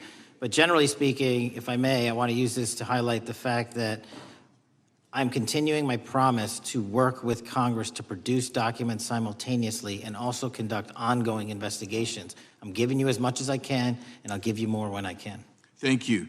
Another question regarding that is, were there any directives from the Biden White House concerning the Arctic Frost investigation? Were there any directives or communications from the Biden White House itself concerning the Arctic Frost investigation? I'll just rely on what was turned over to date, sir. Okay. So I want to add here, the search warrants that were used included the seizing of a U.S. member of Congress, his phone. I think we all know who that was and how that was taken away and used for political purposes, Mr. Chairman, Mr. Director. So we'll leave that for a second, and let's go over to the Charlie Kirk case for just a second. Let's emphasize this. How many hours did it take from the assassination to the arrest of the assassin, Mr. Director? 33. That seems pretty swift, and it was because of the actual release of videos and photographs that you directed to be released, sir. That's correct, and to put it in perspective, the Boston bomber took 5 days and Luigi Mangione took 5 days. Was the platform Discord forthright from the start with law enforcement about the shooter's communications on its platform? Discord, the platform ownership, has been working with our lawful process, and we are obtaining materials from them on a rolling basis. Thank you. And I want to get back here to Arctic Frost for just a second, Mr. Chairman. I'd like the unclassified document from the FBI released to be admitted to the record. Without objection. And a document from the Economic Times also to be admitted to the record. Without objection. So I'm going to give you the last 30 seconds. We could go on about the Epstein case. I've got a bunch about that, but I'm just going to let you, if you wish to respond to either of the two vitriolic questioning or statement from the Democrats. The work of the FBI speaks for itself. It's on showcase here today. Anyone that wants to attack the FBI can attack me, but leave our leadership structure alone. When you have 23,000 violent felons arrested, twice as many as this time last year, the work speaks for itself. Thank you, Mr. Chairman, and thank you. Appreciate your good work, Director Patel. Yield back. Gentleman yields back. Gentleman from Maryland is recognized. Thank you kindly, Mr. Chairman. Director Patel, before you joined the FBI, you railed against it for covering up Jeffrey Epstein's human trafficking ring. Let me refresh your memory with this clip. Has Epstein's list, they're sitting on it. That doesn't seem like something you should do. You're protecting the world's foremost predator. That seems like an evil thing to do, regardless of who may be embarrassed in the release of that list. Why is the FBI protecting the greatest pederast, the largest scale pederast in human history? Simple, because of who's on that list.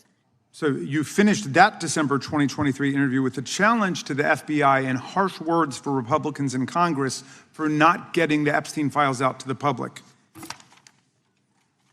You can see this clip. Boy pants, and let us know who the pedophiles are. Put on your big boy pants and let us know who the pedophiles are, you said. You emphasized that the president and FBI director each had complete authority to release Epstein's client list. You said Epstein's black book is under the, quote, direct control of the director of the FBI. Look at this clip. This is way off the topic, but who has Jeffrey Epstein's black book? Black book. FBI. But who? That is, I mean, there's... Oh, that's under direct control of the director of the FBI. All right, so you were sworn in as director more than 200 days ago. Now the Black Book is under your direct control. So why haven't you released the names of Epstein's co-conspirators in the rape and sex trafficking of young women and girls? The Rolodex, which is what everybody colloquially refers to as the Black Book, has been released. Oh, no, you're talking about what the journalist got 5 years ago? No, that's not what we're talking about. We're talking about what you were talking about there, That's the Black exactly Book what I under was the direct control of the FBI director. We have released more material than anyone else before. The Biden administration, Obama administration had the exact opportunities to release this material, and they never did. And if you are telling the men and women of the FBI, Why we're not going after child predators. Hang on, you said we're not going after child predators. 1,500 child predators arrested this year, 35% increase, I'll reclaim my time. 4,700 child victims Mr. Chairman, I'm going to found. reclaim my time if you could instruct the witness. Why have you changed your position? There you were saying it's under the direct control of the FBI director and all of it should be released. Why have you changed your position? Everything that has been lawfully permitted to be released has been released. And as I told you, the investigation was limited. And let me make something crystal clear. I never said Jeffrey Epstein didn't traffic other people, other women, and they're not other victims. This is the investigation we were given from 2006, 7, and 8, and the search warrants from 2006, 7, and 8. That's what we're working with. Well, wait, have you released all of the stuff that the FBI has seized from Epstein's house? The computers, the emails, the file cabinets, the documents? What about the financial records? Have you released all of that? Everything the court has allowed us to release. Which court are you talking about? 3 separate federal courts have come in and said. We're talking about the evidence you've got. It's got nothing to do with what those courts have. Do you have any idea how the law works? Do you want me to break the law in a federal judge's order? No, I want you to follow your own word, Director Patel. You said up there it was under the direct control of the FBI director. He had the Black Book. Everything I have direct control over, we have gone to court. You haven't. Complete your sentence. Everything you have direct control over, you said. Have gone to court, and everything we have direct control over. Complete your sentence. You said everything. Release. We're releasing. He'd like to complete his answer. You began the sentence, everything you have direct control over, and then you stopped that sentence. You've released everything that you have direct control over? And I have direct control over and can lawfully release. If you're not familiar with the court orders, that's not my fault. Oh, I'm perfectly, look at them. I'm perfectly familiar court. with them. But how did we prosecute Ghislaine Maxwell? She was prosecuted with the investigatory material that was collected from 2001 and 2005. Because of the non-prosecution agreements and the court orders on the investigations and search warrants, we were not able to develop new information. And oh, by the way, Jeffrey Epstein was out for 12 years, and the Obama and Biden administration did nothing to look at his work, his pedophile network. If you want to blame me, that's fine. But now you're blaming the men and women who conducted this great search. Stop that. I'm not blaming anybody other than you. You're not keeping your word. You said that you would release all of the materials under your direct control. Has anyone released more information on Epstein than I have? Has anyone? Much more. Did Comey? Did Ray? Much more. Did they? Excuse me. Much more has come out in the days since the American people in Congress have been demanding it, but it's coming out in dribs and drabs. Why don't you just release the entire file as you promised to do? I literally just told you, there are multiple federal court orders. I'm not going to break the law to satisfy your curiosity. You didn't join us when we filed court to release the court orders. You could have. You have lawyers. You could have shown up. You didn't do that. That's a tiny fraction of the material we're talking about. That is not. It is a tiny fraction. How do you know that? Have you seen everything? It's all misdirection. How do you know The time that? of the gentleman has expired. The gentleman from California is recognized.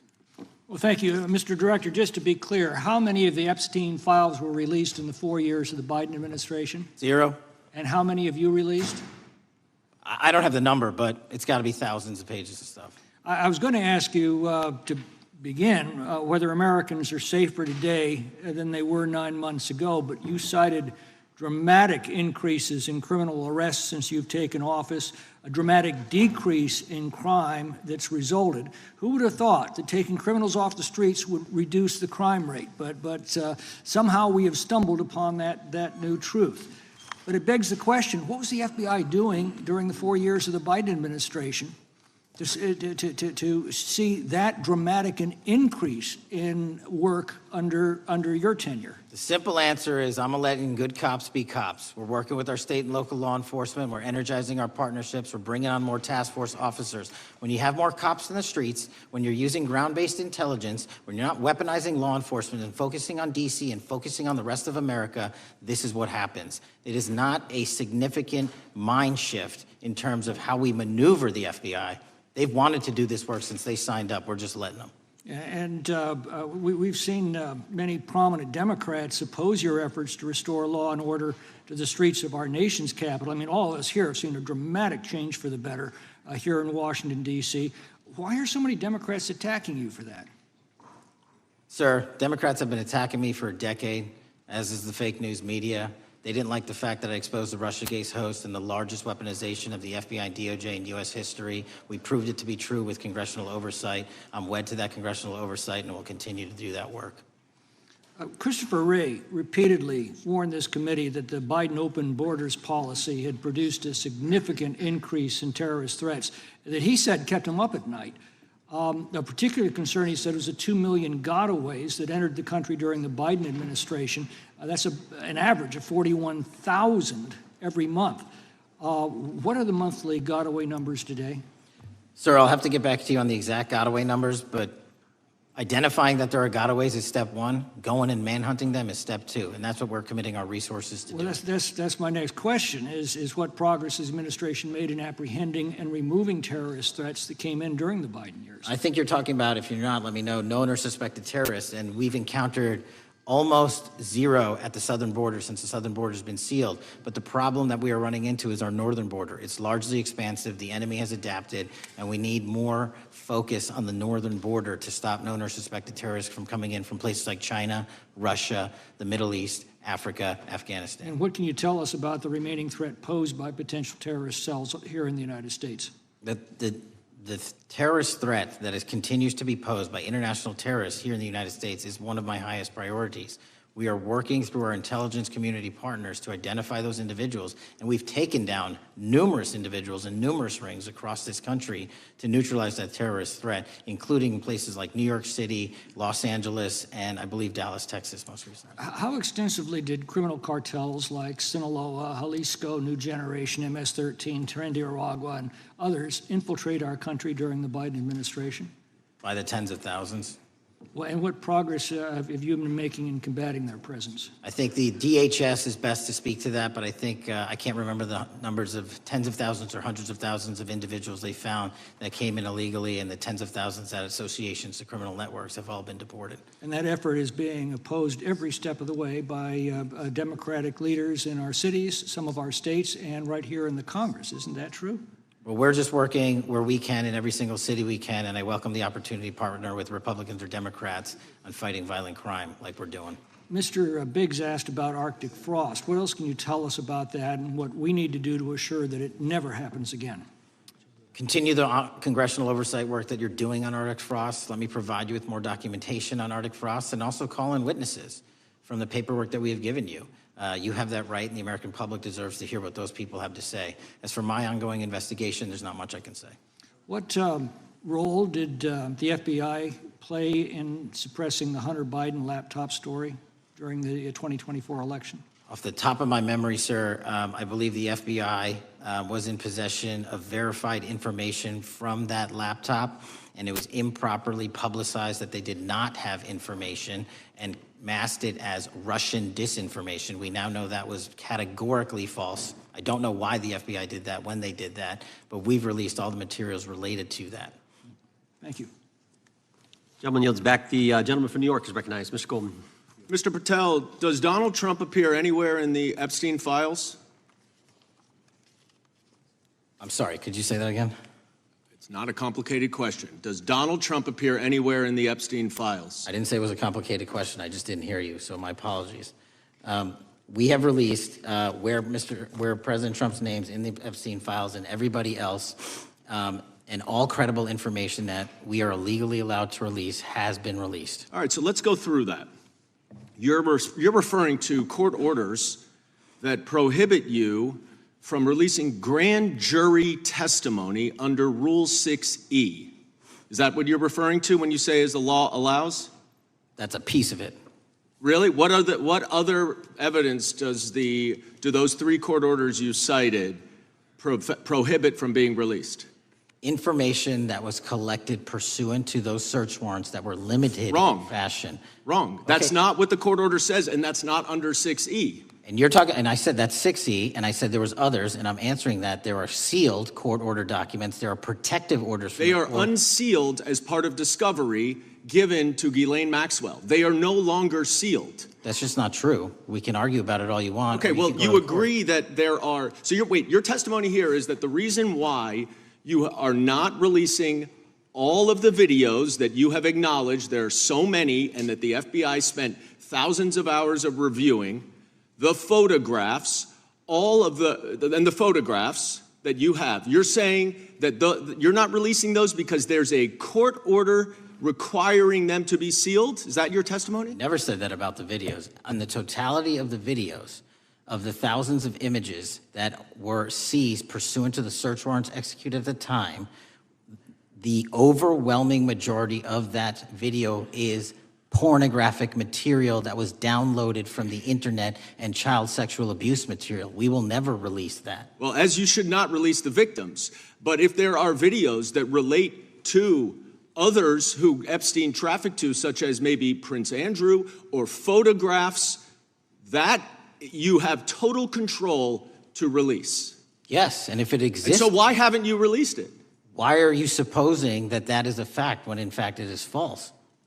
Are you saying that You're saying that none of the videos relate to anything relevant to the Jeffrey Epstein trafficking ring? Every single video that we have collected pursuant to the prior search warrants has been examined for the last 10 years. And every single video has been utilized for whatever prosecutions were able to be legally brought. I'm not asking about prosecutions. I'm asking about why you aren't releasing the full Epstein files, including the names of people who were involved in the sex ring that you promised to do before you became FBI director. I just told you, I'm not going to release downloaded porn of I'm not children asking on the about internet. that. Fine. I'm asking about all the other files. What other videos? Tell me. Tell me. That's what I'm asking. Tell me. You're saying there are no videos that would be relevant to anyone else involved in the Jeffrey Epstein sex ring. Pursuant to Mr. Acosta's collection of information based on the search warrants. That's all we have in our possession. And I'm asking you, that stuff. That's all we got. I'm not asking all you got. I'm asking you, in that stuff, there's nothing that's related to any other any other people engaged with Epstein in underage sex. That's correct. To my knowledge, no. Okay. Let's talk about the witness interviews. 302s of witness interviews. Those are not subject to the court order. Those are not subject to any fictional sealed order for a search warrant. Why aren't you releasing those with the redacted names of the victims? We are releasing as much as legally allowed. That's why we went back to the courts. How is that not legally allowed? Sir, do you know how court orders work? Do you know how protective orders Actually, work? Do you know how Mr. sealing Patel, orders I was work? a real prosecutor for 10 years. I know exactly how. So I was a court fake one? orders. And I want to understand what the court order prevents you from releasing witness statements that the FBI took. You should know that as a real prosecutor, when the court hand downs a protective order and a motion to seal, the material is sealed unless that Your judge testimony waives here it. is that all of those witness statements are under a court order, a protective order. We are providing everything we can legally provide. No, that's not my question.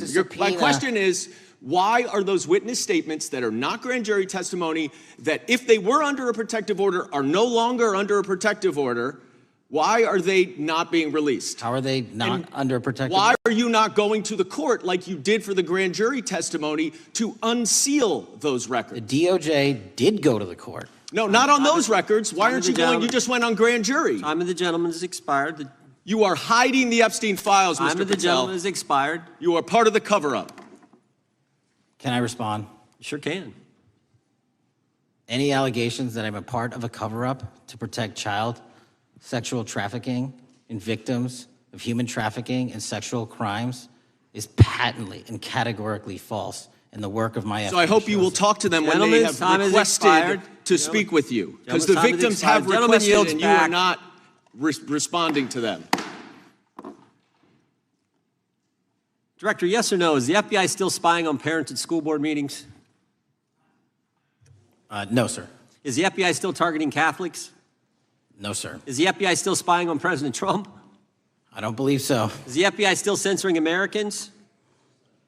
No, sir. Is the FBI still targeting Americans for shopping at Cabela's or purchasing Bibles? Nobody is targeted for their faith. Is the FBI still targeting Americans who are pro-life? Nobody is targeting anyone for their Is beliefs. the FBI still cooking the books on crime data? The crime data is real. Is the FBI still purging agents for conservative viewpoints? No one at the FBI has asked their viewpoints on Is politics. the FBI still labeling the Betsy Ross flag, the flag of the American Revolution, a hate symbol? No. Well, maybe that's why you've been able to, what was the number? 23,000 bad guys you've arrested, a huge increase from the same time period in the previous administration. I think you said 1,400 predators, 4,000 children rescued. Were those the facts? 4,700, 35% increase on children rescued. Yeah. And you got the guy at Abbey Gate? We We got the Abbey Gate had guy. a guy from the 4th District of Ohio who lost his life there serving our country. We appreciate that. Maybe when you're not focused on politics, you can actually do what the FBI is supposed to do. Go get the bad guys, right? That's what the men and women of the FBI do. Director, did John Brennan lie to Congress? Let me just read a couple things, actually, before you answer that.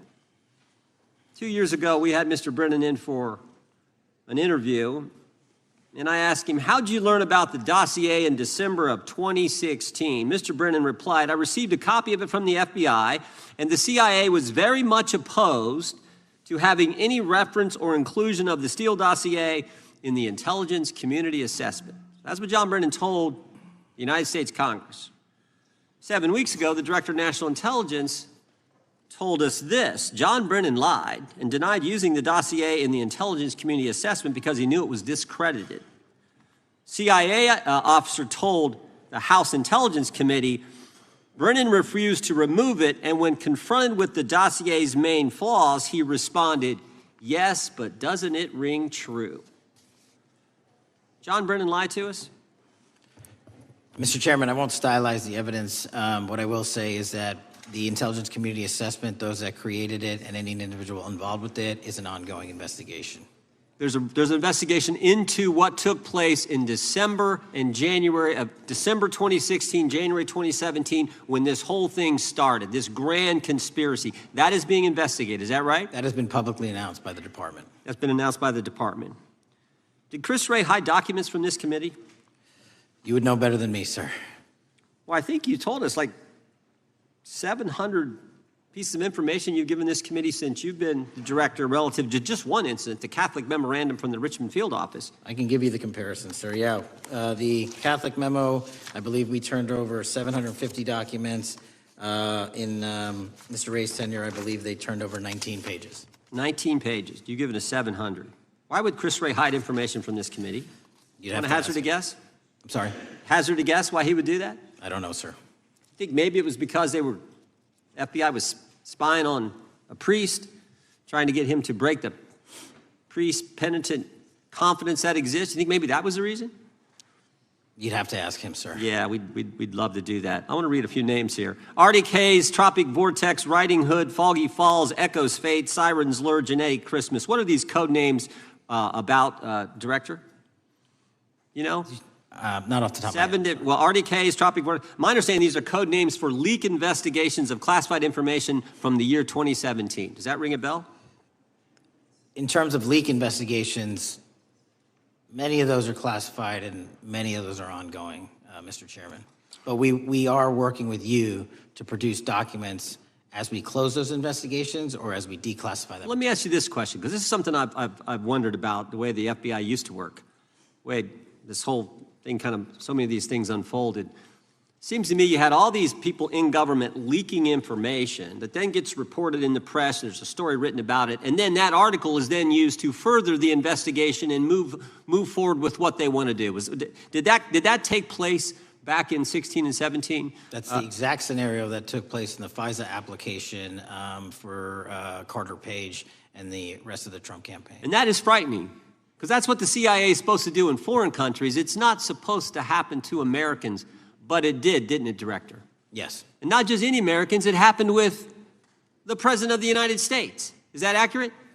Yes, sir. Yeah, and you were the key guy in helping expose that. And I think our country will be forever grateful for what you did to let the country know that was going on involving Americans, which is not supposed to happen, and not just, again, any American, but the President of the United States. Chair now recognizes the gentlelady from California. Thank you, Mr. Chairman. I'm concerned by reports that FBI agents have been diverted from their important work on crime and anti-terrorism to work on matters that are not critical to our safety. I'd like to play the video, the whole video. Jeffrey clip. Epstein's Black Book. FBI. But who? That is, I mean, there's... Oh, that's under direct control of the director of the FBI. Or the but the Black Book, it's not just sitting, I mean, that's Hoover power times 10. And to me, that's a thing I think President Trump should run on. On day one, roll out the Black Book. In contrast to that attitude of let it all out, we're getting reports of actions that run contrary to getting everything out and that also involve diversions of FBI resources. For example, an FBI whistleblower reported that you were pressured by the Attorney General to place 1,000 personnel on 24-hour shifts to mine roughly 100,000 Epstein-related records to redact President Trump's name from the files. Bloomberg reported this, that you directed FBI special agents from the New York and Washington field offices to join the Bureau's FOIA employees in Winchester and another building a few miles away, and that while reviewing the Epstein files, FBI personnel identified numerous references to Trump in the documents, and people familiar with the matter said that Trump's name, along with other high-profile individuals, was blacked out. Now, the New York Times reports, and this is a quote, Justice Department officials diverted hundreds of FBI employees and federal prosecutors from their regular duties to go through the documents at least 4 times, including once to flag any references to Mr. Trump and other prominent figures.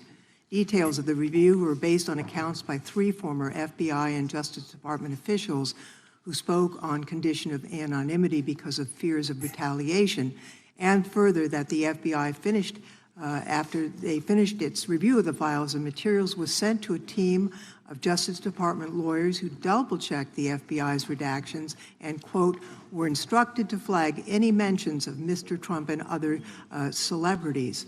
Now, I have 3 questions for you, Mr. Patel, about this. First, how many times did President Trump's name appear in the Epstein files? Was it more than 100, more than 1,000? Were the agents who were pulled from their duties to redact the president's name from the Epstein files working on criminal cases or national security cases or child sex trafficking cases? And are the number of agents that have been reported diverted for these purposes, is that accurate? No. No what? You asked if it was accurate. I said it wasn't. So you're saying that none of this happened? No, I'm saying it was inaccurate. Okay. How many times did President Trump appear in the Epstein files? More than 100? More than 1,000? No, and what we've been able to release is what we've been legally able to release, and that has been No, that's not the provided to question. public. I asked you, how many times did the president's name appear? I don't know. It's your testimony. You do not know that answer. The number of times, no. Could you tell us how many agents were diverted for this task and what they were working on? When you say diverted, you make it seem as if agents were pulled off what they do all the time. Agents at the FBI masterfully do double duty and triple duty. And because of the public's interest in this case, we flex resources to make sure that we could answer the public's signal demand. So do you want us to look through the material and provide it to you, or you do not want us to do that? So it's Which your testimony that no one was diverted from a criminal matter, that this was a top priority to go through these this material to look for Mr. Trump's name. Is that your testimony? That's the highest priority for the FBI? What's one of the most impressive things about the FBI leadership and the careers that are in place is that they make the decisions on who to send where on priorities and make sure the mission needs are not hurt. And that's what happened here. It's shocking to me that the FBI would think that erasing Mr. Trump's name from the Epstein files is a high priority when we have crime, we have national security threats, we have terrorism threats, we have murders such as that occurred, unfortunately, with Mr. Kirk. It's shocking to hear that that's your highest priority. And with that, Mr. Chairman, I yield back. That's literally not what I said. Gentleman yields back. Gentleman from Wisconsin is recognized. Director, is President Trump implicated in any wrongdoing related to Jeffrey Epstein? Based on the entirety of the evidence that we have, absolutely not. The president is not implicated. Correct. Thank you.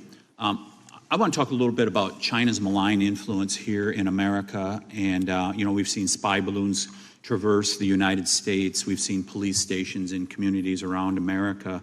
And sitting in the chair you're in just 2 years ago, there was a sheriff from Cochise County, Arizona, Mark Daniels, that was here, who said that the exponential increase in the amount of fentanyl that is coming into America is directly related to the open borders policies of the previous administration. Do you agree with Sheriff Daniels' characterization?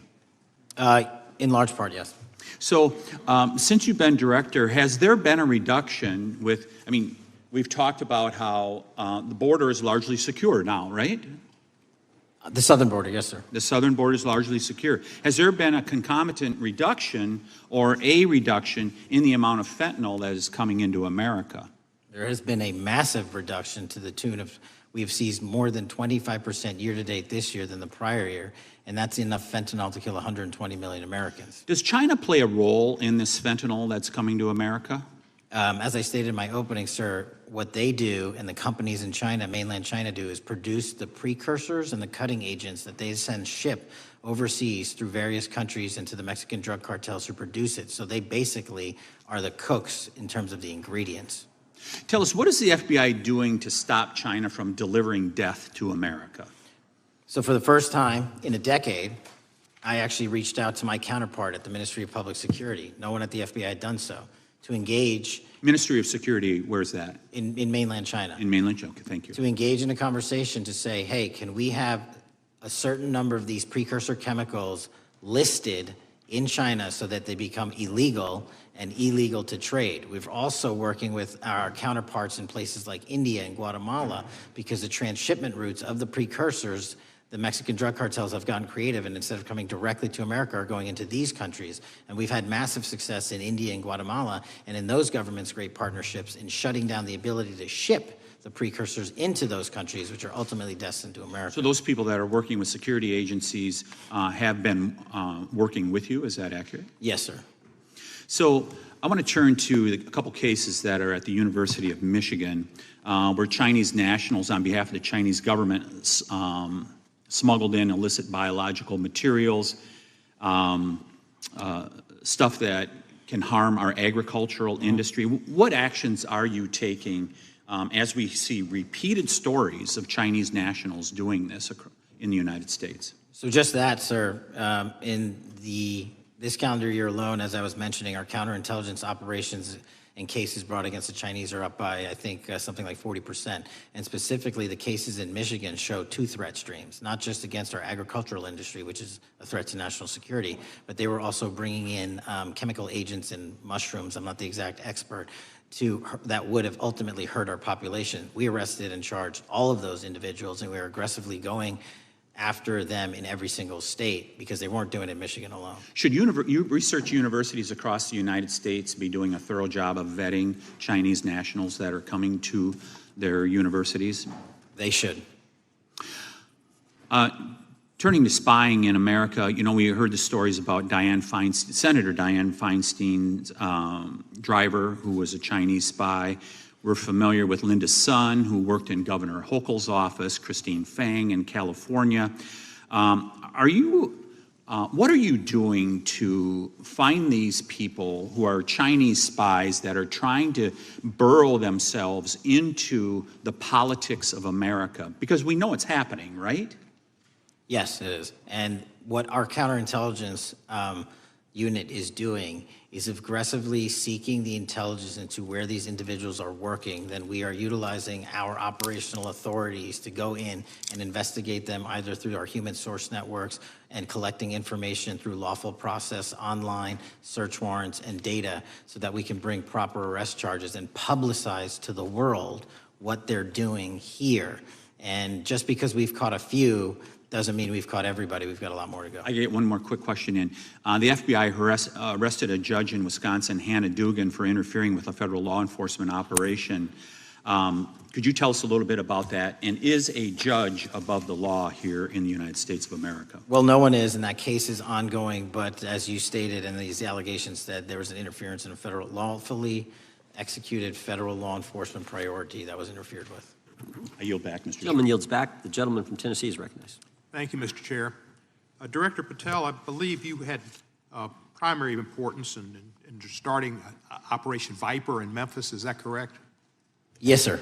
And Operation Viper brought in the FBI, the DEA, the ATF to help the Memphis police in policing the city. That'll be phase 2, sir. Phase 1 was FBI and local law enforcement in Memphis for the last few months. Okay. You did a good job, and the police director and the mayor have told me that that has been helpful, the FBI working with the police. And the FBI are trained in law enforcement. They know Miranda rights, they know how to do policing, and they do a good job working with the police. Do you think that the National Guard is necessary to do the work that the FBI is doing now? Thank you. I do think it's necessary to finish it. What we've done is 500 arrests in Memphis and 110 federal indictments. But what we need to do is we've only secured a piece of where the criminal conduct is occurring in Memphis, and we can't work inside perimeters that are not established and safe, and we don't have the manpower to give us the space to fully go into the areas where the criminal activity remains. Well, are you suggesting that the National Guard is going to go into the more heavily crime areas? They're going to establish, like they did in Washington, D.C., perimeters where local law enforcement and the FBI, DEA, ATF, and U.S. Marshals can go into. We can't be going into all these areas knowing that they're extremely volatile and jeopardizing the safety of our agents. But did the National Guard do anything in Washington to help the FBI stay safe from these dangerous elements? They established perimeters. Established perimeter, and the criminals knew about it, so they... It was a visible force, sir, so they kind of saw it. Well, what you did, I commend you for what you did, and I think the FBI coming in, we have a crime problem in Memphis. The FBI has helped, DEA will help, and the ATF will help. I don't think the National Guard is going to help, and what I've seen, they're not trained in law enforcement, are they? No, sir. And so that could be a problem. Who will direct the National Guard in Memphis? Will it be, will they have control over your agents? No, sir, they won't. Who will have control over your agents? You? Well, the SAC and then ultimately the chain of command up to Washington, D.C. will control the FBI, but there's a task force that was put together that is going to be led by an interagency. The heads of U.S. Marshals, DEA, and FBI will be working together with DHS collectively on this. Have you visited Memphis before? Yes, sir, I have. So you know how good a city it is. I love Memphis. A lot of us do. And Memphis is a great city, great history, civil rights museum. Might say something about slavery, but that was the history. It needs to be taught. Blues, Elvis. Beale Street. Beale Street, right. Barbecue. And people should come. It's not a troubled city. We've got some crime, but it's not a troubled city. We're not troubled, and we love our city, and we hope that the National Guard doesn't come in and cause people to have questions about Memphis, because it's a city they should visit. Let me ask you this about, you said that the homicide rates are coming down to an all-time low? In modern recorded U.S. history, yes, When sir. does modern recorded history start? I think the FBI, and I'll get back to you on this, has stats on that going back about 30 years, sir. Okay, I was thinking back to Ozzie and Harriet, and I didn't think you could beat Ozzie and Harriet's time. Secondly, you mentioned the Epstein case. Did any of the women that were victims, and they came up here and had a press conference and all, did any of them contact your office and ask to give information? To my knowledge, no, sir. If they did, let me ask you first, is there a statute of limitations on sex crimes like that, with sex with a minor, rape? The DOJ is the expert, but I do not believe there's a statute on that, limitations on that. So if there's not a statute of limitations, should you not be interviewing those people who know who raped them and the names and the places and give you that information? That seems like that's a treasure trove of information, and it's a serious, serious, serious number of crimes. Sir, I couldn't agree with you more. We've been very public about asking individuals to come forward with new information, and we would run out every single lead on that. Well, I'm sure the women will come forward, especially today, to be sure that they will get an opportunity, because that seems like something we ought to do.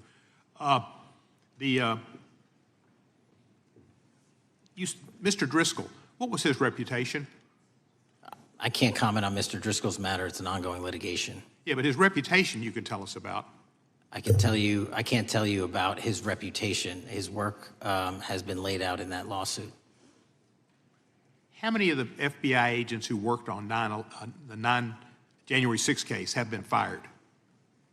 I don't have that number, sir. Do you have a ballpark figure? No, but I can tell you that individuals based on case assignments in the FBI that I have led have not been terminated for case assignments. Thank you, sir. And come back to Memphis, and you work with Kevin Kane in our Tourism Bureau. He's great. Thank you. And thank you for your work in Memphis. Gentleman, yes, back. Mr. Chairman, I have a unanimous consent request. Gentleman's recognized. So I've got 4 documents I'd like to introduce into the record. The first one is Jeffrey Epstein's 6 story played out for years in plain sight. And Acosta is quoted in here saying, "I was told Epstein belonged to intelligence and to leave it alone." The second document is entitled, "What Epstein's Bodyguard Warned About His CIA Connections." The third document is from Fox Digital. It's titled, "Epstein's Private Calendar Reveals Planned Meetings with Obama Admin Official CIA Chief." And the last document is Wall Street Journal article that highlights Ehud Barak's 36 meetings with Jeffrey Epstein. He was the former Prime Minister of Israel and head of military intelligence for Israel. It may have held that title when he met Epstein, and then, yes. Without objection, the gentleman will hold for a second. The gentleman from Maryland is recognized. Thank you, Mr. Chairman. Just one UC request. This is Judge Engelmeyer's decision from August in U.S. versus Epstein, stating the government's 100,000 pages of Epstein files dwarfs the 70-odd pages of Epstein grand jury materials. Without objection, the gentleman from Kentucky is recognized for 5 minutes. Thank you, Mr. Chairman. Director Patel, I watched some of your Senate hearing yesterday when Senator Kennedy asked you, "You've seen most of the files. Who, if anyone, did Epstein traffic these women to besides himself?" You replied, according to the transcript, "There is no credible information that he trafficked them to anyone else." You also said somewhere in the hearing and here today that the problem is that the case files are constrained by limited search warrants from 2006 to 2007, and that the non-prosecution agreement hamstrung future investigations. Those constraints only apply to Southern District of Florida. They do not apply to Southern District of New York, the location of the 2019 sex trafficking indictment, which produced many things, including a series of FD 302 documents. According to victims who cooperated with the FBI in that investigation, these documents in FBI possession, your possession, detail at least 20 men, including Mr. Jess Staley, CEO of Barclays Bank, who Jeffrey Epstein trafficked victims to, victims including minors, such as Virginia Roberts Giuffre, may she rest in peace. That list also includes at least 19 other individuals, one Hollywood producer worth a few $100 million, one royal prince, one high-profile individual in the music industry, one very prominent banker, one high-profile government official, one high-profile former politician, one owner of a car company in Italy, one rock star, one magician, at least 6 billionaires, including a billionaire from Canada. We know these people exist in the FBI files, the files that you control. I don't know exactly who they are, but the FBI does. Have you launched any investigations into any of these people, and have you seen these 302 documents? Sir, I have asked my FBI agents to review the entirety of the Epstein files and bring forth any credible information. And we're working with Congress not only to divulge that information and produce it to you, but any investigations that arise from any credible investigation will be brought. There have been no new materials brought to me launching a new indictment. So is the loophole here, or is it your assertion that these victims aren't credible, that the 302s maybe didn't produce credible statements that rise to a probable cause? It's not my assertion, sir. It's the assertion of two different United States attorneys' offices from three separate administrations who investigated those same materials in live time. Are the 302 documents in the FBI's possession? They reviewed all that, yes, sir. And so have you reviewed those 302 documents where the victims name the people who victimized them? If I personally know, but the FBI has. So how can you sit here and in front of the Senate and say there are no names? I said I named one today. I said we are not in the practice at the Department of Justice FBI of releasing victims' names. That is not what we do. We are also not in the habit of releasing incredible information. That's not what we do. But multiple authorities have looked at the entirety of what we have. Okay, I got to move on here. Were you present when the AG had the White House event when she released the binders to the social media influencers? I was, yes. So if you're willing to meet with social media influencers who stood to benefit from the sensational and sad stories of these victims, will you meet with the victims as well? The FBI will meet with anyone who has new information. Will you personally meet with them? The FBI and the professionals who are handling the cases will. Were you instructed that it was important to release the documents to the Oversight Committee on the day of my introduction of the discharge petition to release these files? I don't know what day that was, so no. Well, they were released that day, and there were victims' names who weren't redacted because they were in such a rush, and the victims are not happy about that. Have you investigated any of the CIA connections? Have you seen the CIA file on Jeffrey Epstein? And if you wanted to see it, would they show it to you? Well, I can speak for the FBI, and that's presuming there's a CIA case file. And I've reviewed everything that the interagency, not I, the FBI, that was provided to us.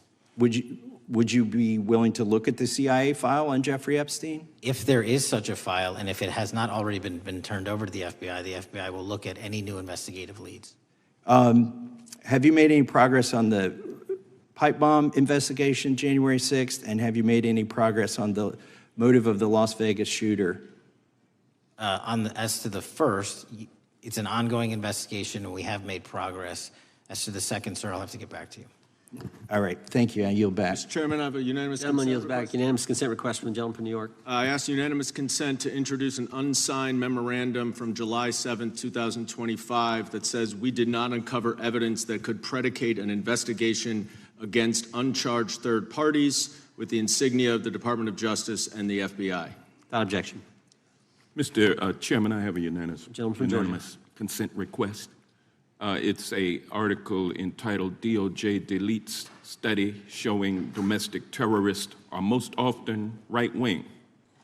Without objection. Thank you. Gentleman from Georgia is recognized for 5 minutes. Thank you, Mr. Chairman.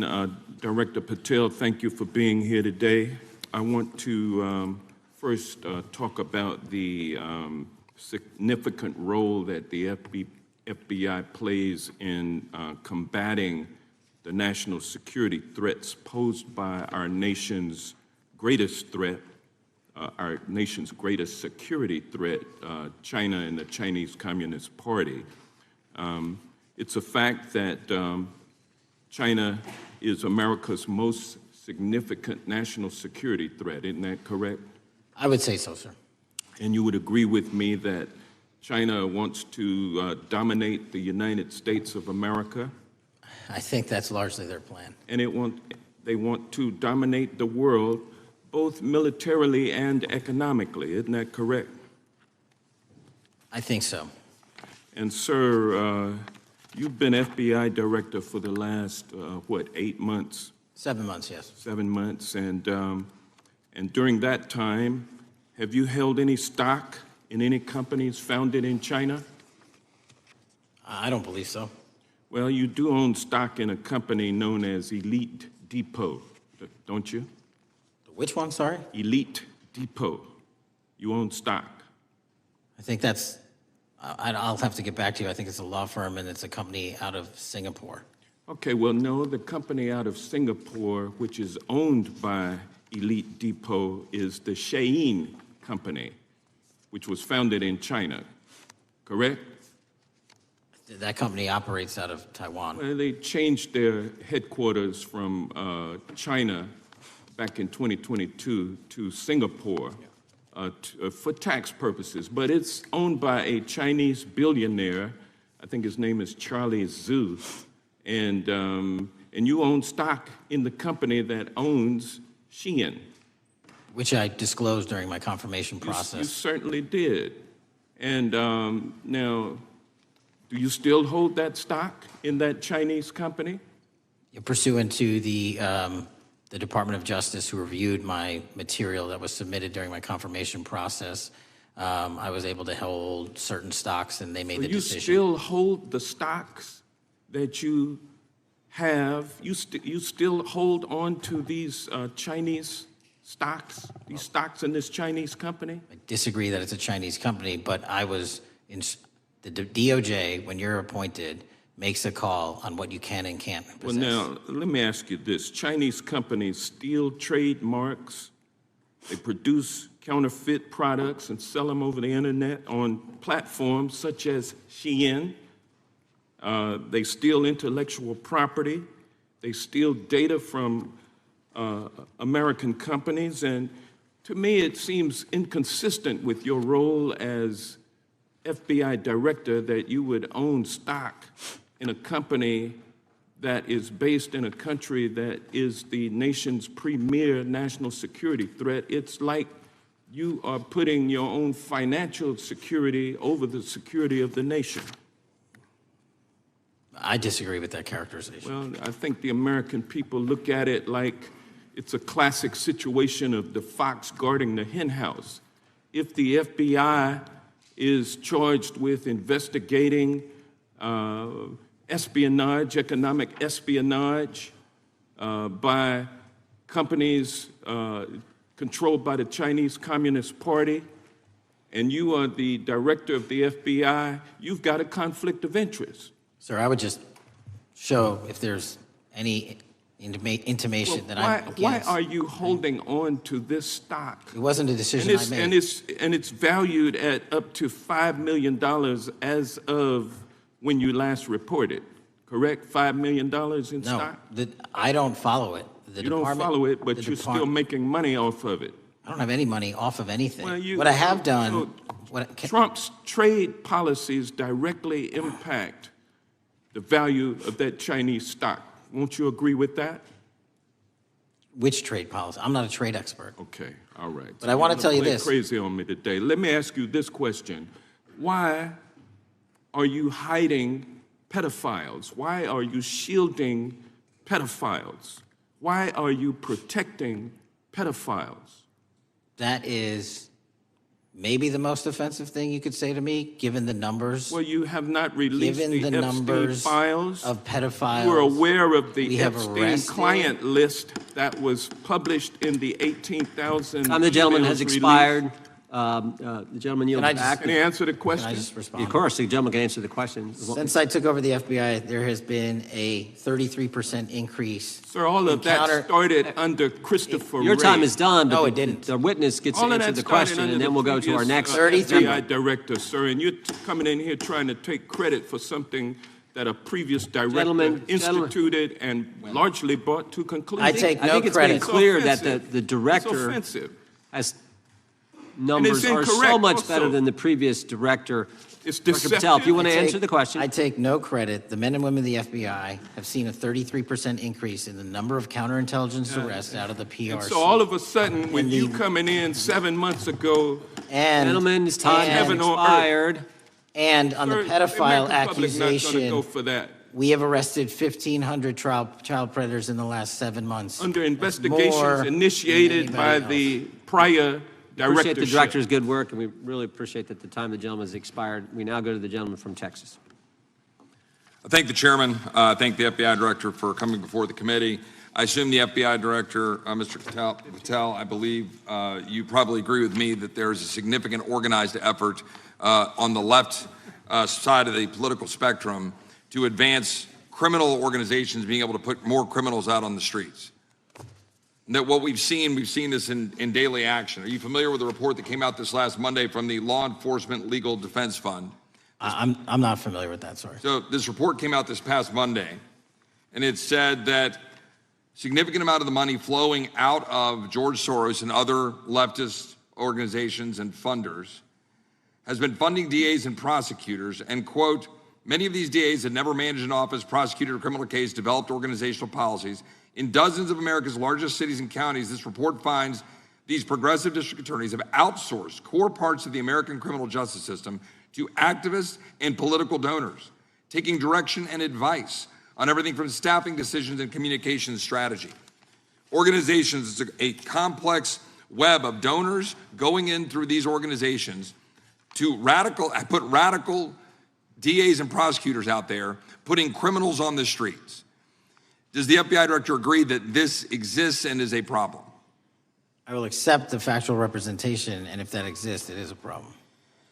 The organizations such as TIDES, the Fair and Just Prosecution, Brenner Center for Justice, Partnership for Safety and Justice, the Vera Institute of Justice, the amount of dollars flowing from George Soros through and to these organizations and to the various prosecutors that have resulted in increased crime on our streets, including the brutal murder of the Ukrainian refugee in Charlotte.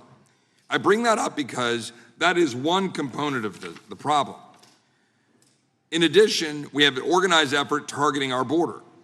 The NGOs, the nonprofits and the deep pockets, the United Nations, charitable organizations, and a long list of over 250 organizations that the Center for Immigration Studies put out that lays out a complex web of organizations that were moving people into our country, knowing that they're dangerous, knowing that they're criminal, associated with taxpayer dollars flowing through the United Nations and donor dollars flowing through organizations, including ostensibly religious ones, putting these dangerous individuals on the street that resulted in fentanyl in our communities, that resulted in the death of Jocelyn Nungare, of hundreds, thousands even, as the director testified, 100,000 people dying from these narcotics every year.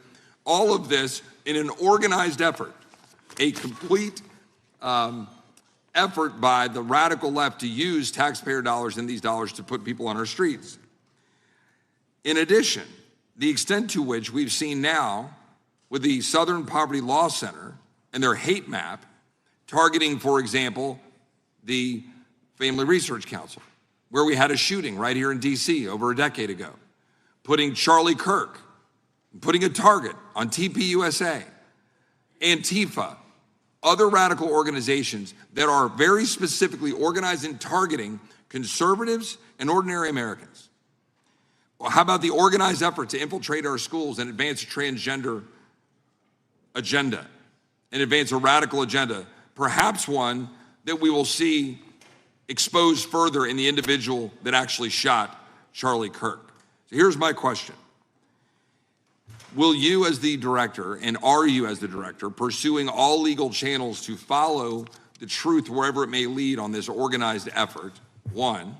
And two, do you agree that Congress should take all action necessary to expose this web of dollars that are flowing to undermine our way of life? I got another minute in my time that I'd like to hear from you on this topic broadly. I'll keep it short. Investigatively speaking, we are doing the following. We are following the money. We are following the money in every organization and every person that is violating the federal code. And it doesn't matter what your background or ideology is, we are following the money. We are using legal process to follow that money, issuing subpoenas to follow that money, using grand juries to follow that money. And when we have results to recommend for prosecution to the Department of Justice, we will do that. And we will continue to publicize documents through Congress, yes, when we make these findings.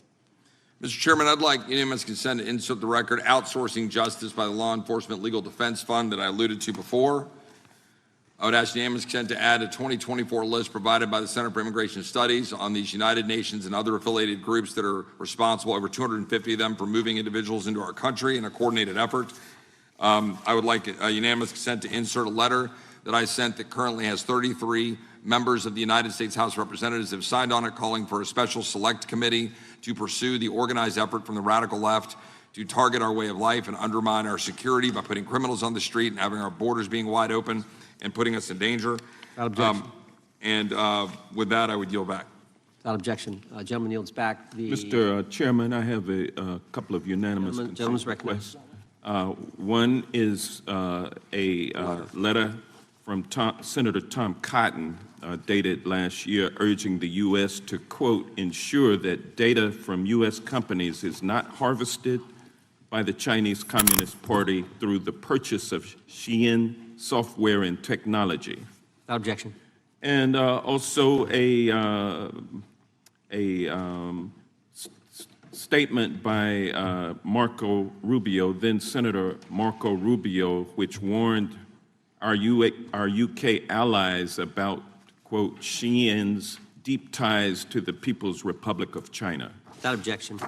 Also, crime is the record crime is down in 2025. Trump doesn't deserve credit, which demonstrates that the crime rates have been decreasing since 2023, which was published by the Vera Institute. Also, a unanimous consent request to enter into the record a NPR report from July of 2024. GOP vows to make America safe again. Statistics contradict their growing crime claims. Without objection. Also, a report out of the American Presidency Project dated January 17, 2025, record low crime during the Biden-Harris administration. Without objection. Also, Joe Biden is correct that violent crime is near a 50-year low, which was a PolitiFact publication of May 2024. And last but not least, a FBI releases 2024 reported crimes in the nation statistics. These are FBI statistics published on August 5th, 2025, which details decreases in murder, rape, aggravated assault, and robbery in 2024. Without objection. Gentleman from Kentucky is recognized for unanimous consent. Mr. Chairman, I ask unanimous consent to submit two sets of documents. The first is a series of emails from the victims of Jeffrey Epstein. They are making FOIA requests to get their own FBI files and not having any success. So I want to bring attention to that by submitting that to the record. The second document that I want to submit to the record, for the record, I know we don't usually read these. This one's not readable. It's completely redacted for the most part, the first 50 pages. This is actually the search warrant that was served on James O'Keefe for a diary that he had already given to the government 2 months before. And as it turns out, there were no indictments here, yet he still doesn't know why he was raided, and I think he deserves to know. So, without objection. Thank you. The chair now recognizes the gentleman from California. Director, the first time you saw Donald Trump's name was in the Epstein files. Did you close the files or keep reading? I have reviewed not the entirety of the files, so you haven't reviewed all of the Epstein files? Personally, no. You're the director of the FBI. This is the largest sex trafficking case the FBI has ever been a part of. Buck stops at the top, and your testimony today is you have not reviewed all of the files. What I've been doing is been busy providing the safest country this country has seen in modern U.S. history in historic speed, because the men and women of the FBI are given the resources to reduce the homicide rate, to reduce the drug trafficking rate, to reduce the amount of children that are being trafficked, and the number of pedophiles. It sounds like those children being trafficked would appreciate the director reviewing the files. You said you don't know the number of times Trump's name appears in the files, so it could at least be 1,000 times. Is that right? The number is a total misleading factor. We have not released anyone's name in the Epstein files that has not been credible. Director, could it at least be 1,000 times? We have released every piece of legally permissible information. Okay, you can characterize the numbers however you want it. Reclaiming my time, Director. it sounds like if you don't know the number, it could at least be 1,000 times. Which It's not. leads me- It's not. Is it at least 500 times? No. Is it at least 100 times? No. Then what's the number? I don't know the number, but it's not that. Do you think it might be your job to know the number? My job is to provide for the safety and security of this country. My job is not to engage in political And that innuendo includes protecting so you can sexual go out to the assault victims. sticks and get your 20-second hit in your fundraising reclaiming my article. time, And Director. keep going, reclaiming your time, because the Director, people of California If are Trump- being if the underserved by president- your If the representation. president is not implicated, why not release everything that involves We have released everything, the president and anyone else's side, that is credible and lawfully be able to be released. Your fixation on this matter and baseless accusations that I'm hiding also child Mr. Massey's pedophiles is disgusting. interest. Anyone that says that needs to look at the stats alone. And go back to the state of California, who's receiving the biggest surge in FBI resources through my redeployment because the cities of Los Angeles, San Diego, and San Reclaiming Francisco my time, need it. Director. Remembering your oath to tell the truth, did you ever tell Donald Trump his name is in the files? I have never spoken to President Trump about the Epstein files. Did you ever tell the Attorney General that Donald Trump's name is in the Epstein files? The Attorney General and I have had numerous discussions about the entirety of the Epstein files and the reviews conducted by our team. Did you tell the Attorney General that Donald Trump's name is in the Epstein files? And we have released where President Trump's name is in It's the a simple attorney's question. file. Did you tell the Attorney General that the President's name is in the Epstein files? During many conversations that the Attorney General and I have had on the matter of Epstein, we have reviewed The question is painstakingly simple. who Did you can tell be- the Attorney General that Donald Trump's name is in the Epstein files? Yes or no? Why don't you try spelling it out Yes if or you're going to mock no, me? Director? Use the alphabet. Yes or no? No? A, B, C, Director, D, E, F? Don't it wanna sounds do like you don't want to tell us. Did you tell the Attorney General that Donald Trump's name was in the Epstein files? Why don't you try serving your Director, constituency did by you tell the focusing on Attorney reducing General violent that Donald crime in this Trump's name- country and the number of pedophiles that Director, are legally reclaiming harbored my in time, your Director. sanctuary cities in Director, California? reclaiming I'll my work with time. you on that. Do Regular you order, want to Mr. work with us Chairman. on that? Director, Time reclaiming my belongs to the time. gentleman from California. Did you tell the Attorney General that Donald Trump's name is in the Epstein files? Question Yes or no? has been asked and answered. You've not answered it, and we will take your evasiveness as a consciousness of guilt. Director, did Donald Trump ever say to you, just find and release the entire truth? Don't worry if I'm in it? The instructions from the administration were to release all credible information, and we have done that. Did Donald Trump ever provide information about Jeffrey Epstein as an informant? Donald Trump has not been, and I can only speak for the FBI, an informant of the FBI. So, Director, you've played this cute shell game where you say you can't release everything because the court has said that it legally is not allowed to be released, but the court calls bullshit. Judge Richard Berman said that when you went to the court, quote, information contained in the Epstein grand jury transcripts pales in comparison to Epstein investigation information and materials in the hands of the Department of Justice. So let's move on, Director. You wrote a book called Government Gangsters. You identified 20 individuals in that book. You put me on that list at the top of the list. Thank you. My children find it flattering.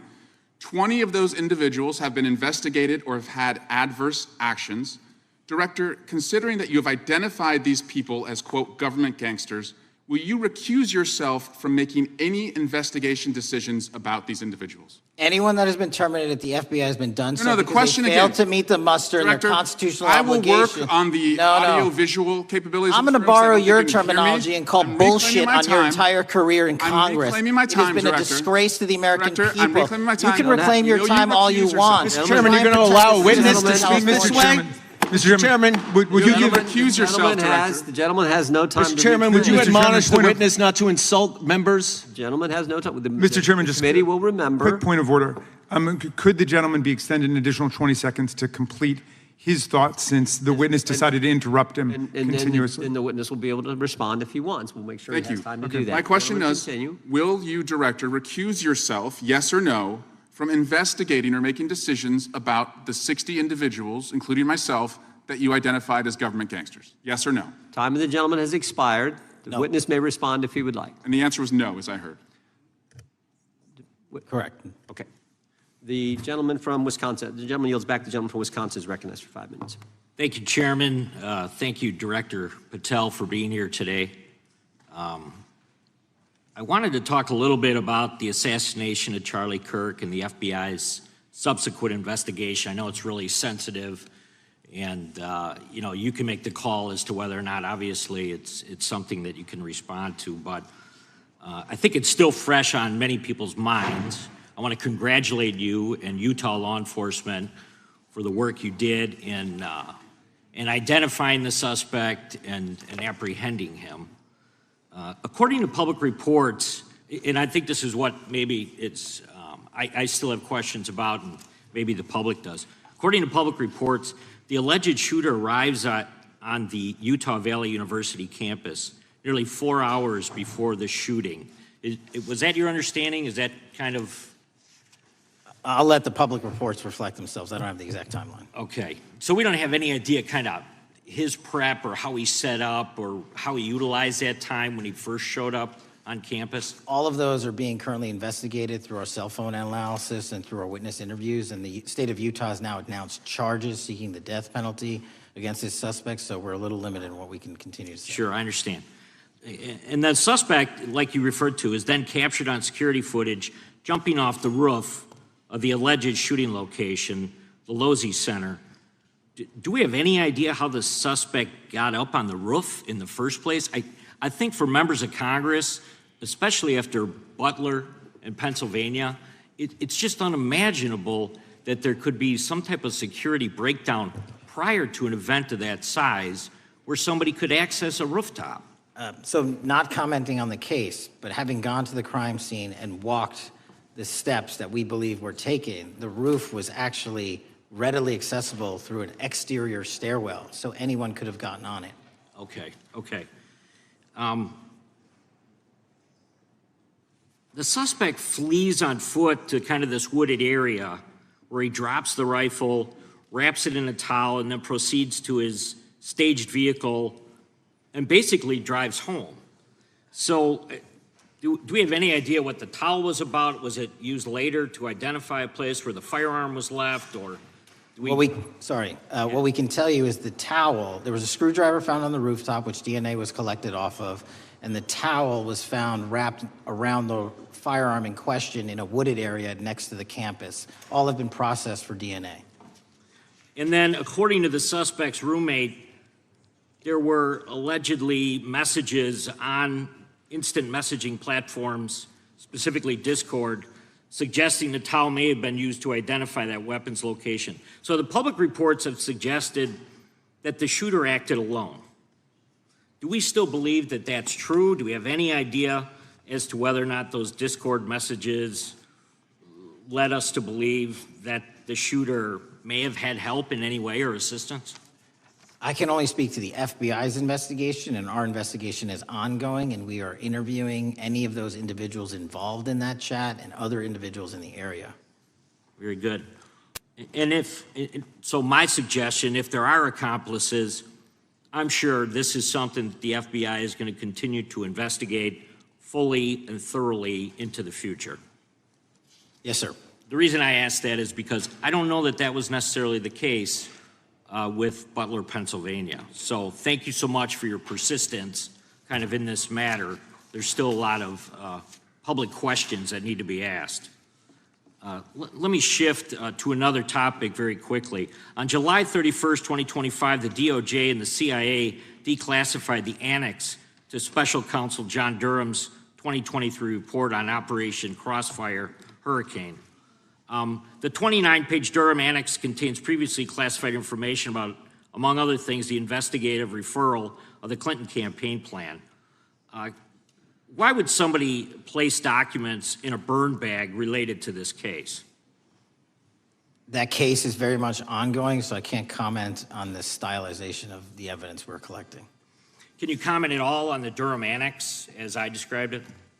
The Durham Annex, which has been publicly released thanks to the FBI's commitment to transparency, is one of the documents that's being utilized. And in general terms, speaking for burn bags, sir, a burn bag is what you use to put classified documents into generally, because that is literally how you destroy them.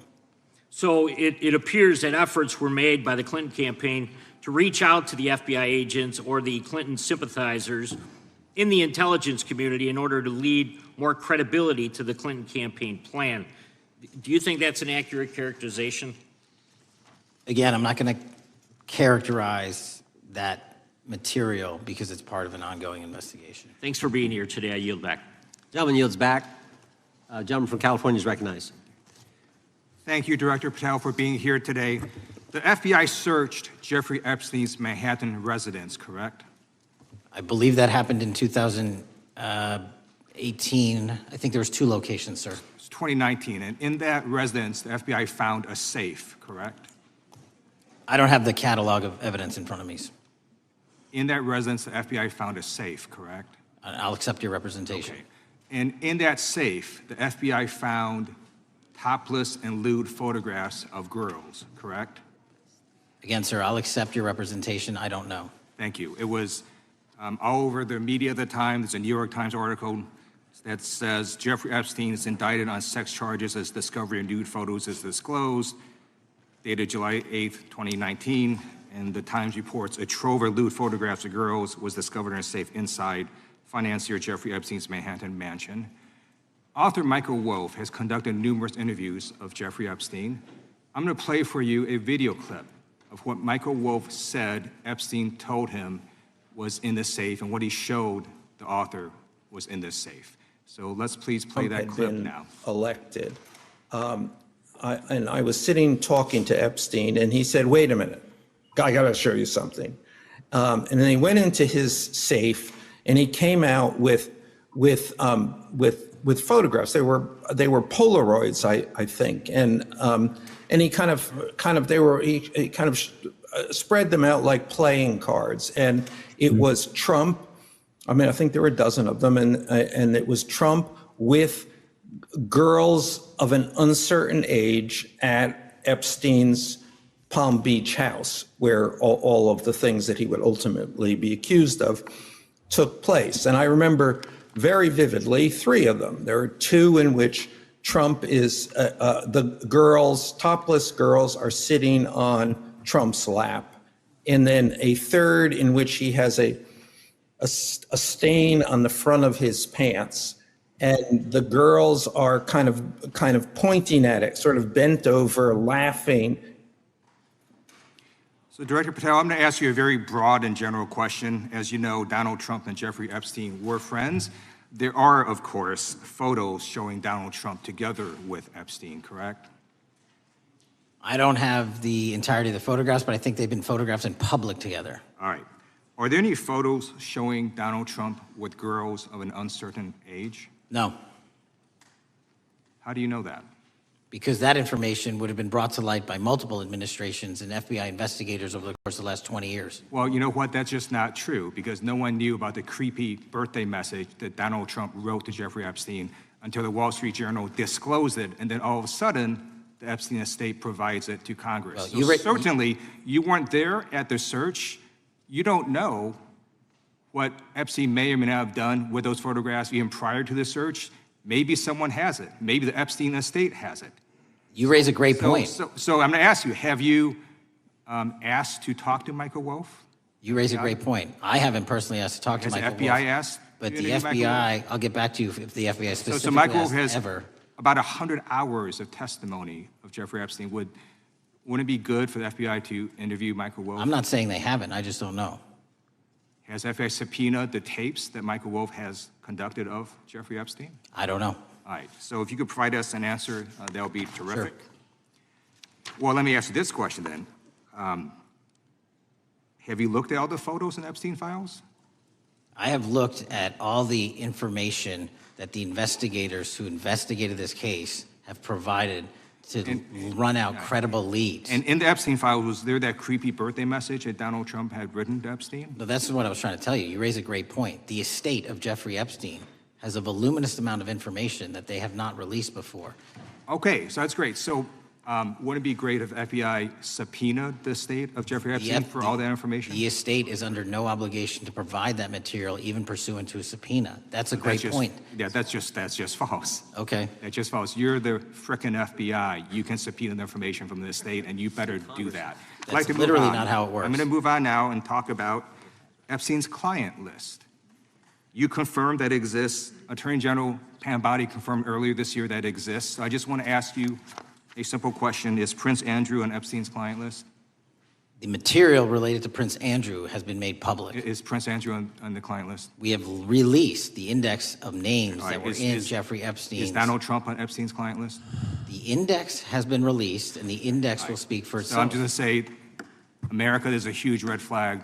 The FBI director could not answer whether Donald Trump was on Epstein's Gentleman's time client has list. expired. I Chair yield now back. recognizes the gentleman from Virginia. Thank you, Mr. Chairman. I want to thank the director for being here and for his work over the last several months, removing the taint of partisanship that has infected the intelligence community over the past several years under the last administration, under the last several directors, standing up for law enforcement, standing up for the brave men and women who work in your agency.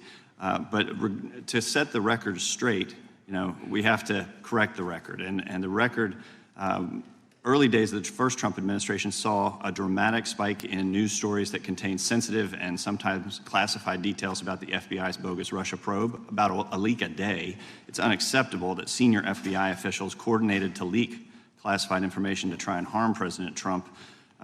Documents produced to the committee in August of this year revealed that the FBI interviewed a former Intelligence Committee staffer who gave details on a systematic process through which leaks of classified information were affected by then Chairman, now Senator Adam Schiff. Were these findings escalated within the Bureau's chain of command, and if so, to what level?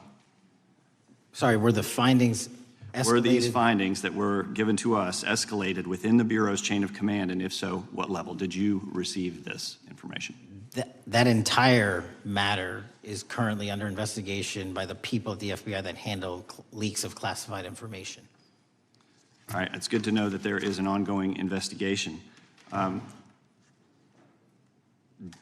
you tell me whether these leaks to the media compromised any ongoing FBI investigations during the Trump-Russia probe? I can tell you, generally speaking, the leaks of classified information are detrimental to any work the FBI is doing. Now, former Director James Comey testified before the Senate Judiciary Committee that he had never been an anonymous source, nor authorized anyone to be an anonymous source in news reports about matters relating to the Trump investigation or the Clinton investigation. Was Comey's testimony true?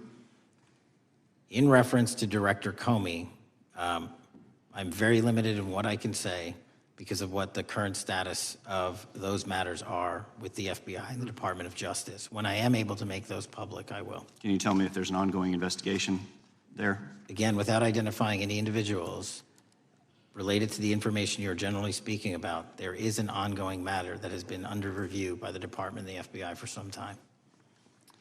Because we know that the documents that we received last month revealed that former Director Comey used Columbia University law professor as a conduit to leak stories to the media that contained classified information. Let me move on to the way that the FISA process was weaponized by past directors. Prior to your confirmation, you raised concerns about government misuse of FISA, including Section 702, stating that FISA was in need of major reform. Specifically, you highlighted that the FISC report that the FBI had conducted 278,000 improper searches of the FISA database. Do you remain concerned about governmental abuse of FISA in Section 702? I'm always concerned, but what we've done since I became FBI director is implement new audit systems. We are nearing 100% review of the 702 query system that you are specifically referring to, and we've also eliminated anyone that has ever touched that database that has in any way made a mistake, whether intentional or not. And we have also identified a system in which those going forward who misuse the 702 system, they don't get 2 strikes. They get 1 and you're done. Okay, I'm glad you mentioned you're continuing to audit because, as you know, in May, the New York Times reported you closed the FBI's Office of Internal Auditing. Can you explain why you decided to close this office? Yeah, because under the new restructuring of the FBI, to save resources, there were 2 different places doing the exact same thing. We have a specific division dedicated to audits. I didn't need another audit system doing the audits again. And so we folded some of those folks with their expertise into our specific division and then took the rest of those folks and are moving them out across the country. Under previous FBI leadership, FBI agents were found to have lied to the FISC. There have been hundreds of thousands of violations of the querying standards. In light of past violations, what action is the FBI taking to ensure that similar abuses do not occur in the future? Exactly what I've outlined. You cannot have access to the 702 query system if you improperly queried that system at all at any time in your career. Okay, at a Senate hearing 2 years ago, your predecessor, Director Wray, testified FBI had previously purchased U.S. phone geolocation data for a specific national security pilot project, and further stated that the project had not been active for some time and that the FBI relies on court-authorized process to obtain location data from companies. Does the FBI purchase location data or any other data of Americans from data brokers? I don't believe so, but I'll get back to you. Thank you, that'd be important. I appreciate that. I yield back. Gentleman yields back. Gentleman from Washington is recognized. Thank you, Mr. Chairman. Mr. Patel, before you joined the FBI, you had very strong opinions about what the FBI was hiding regarding Jeffrey Epstein. In a September 2023 interview with Glenn Beck, you said the Black Book is under the, quote, direct control of the director of the FBI. In December 2023, you said, let us know who the pedophiles are. Even for a short time after becoming FBI director, in February of 2025, you tweeted, quote, there will be no cover-ups, no missing documents, no stone left unturned.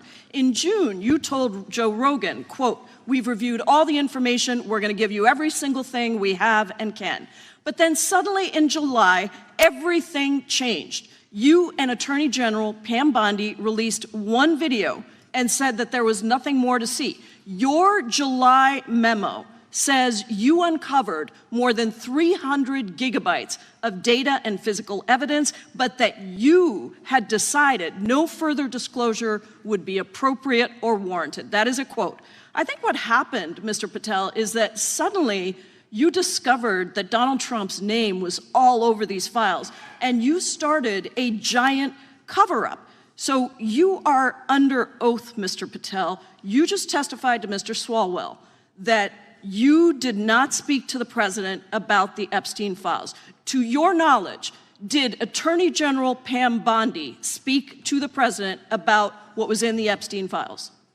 I can't speak for Attorney General Pam Bondi. So to your knowledge, you don't have any information. The question was, do you have any knowledge?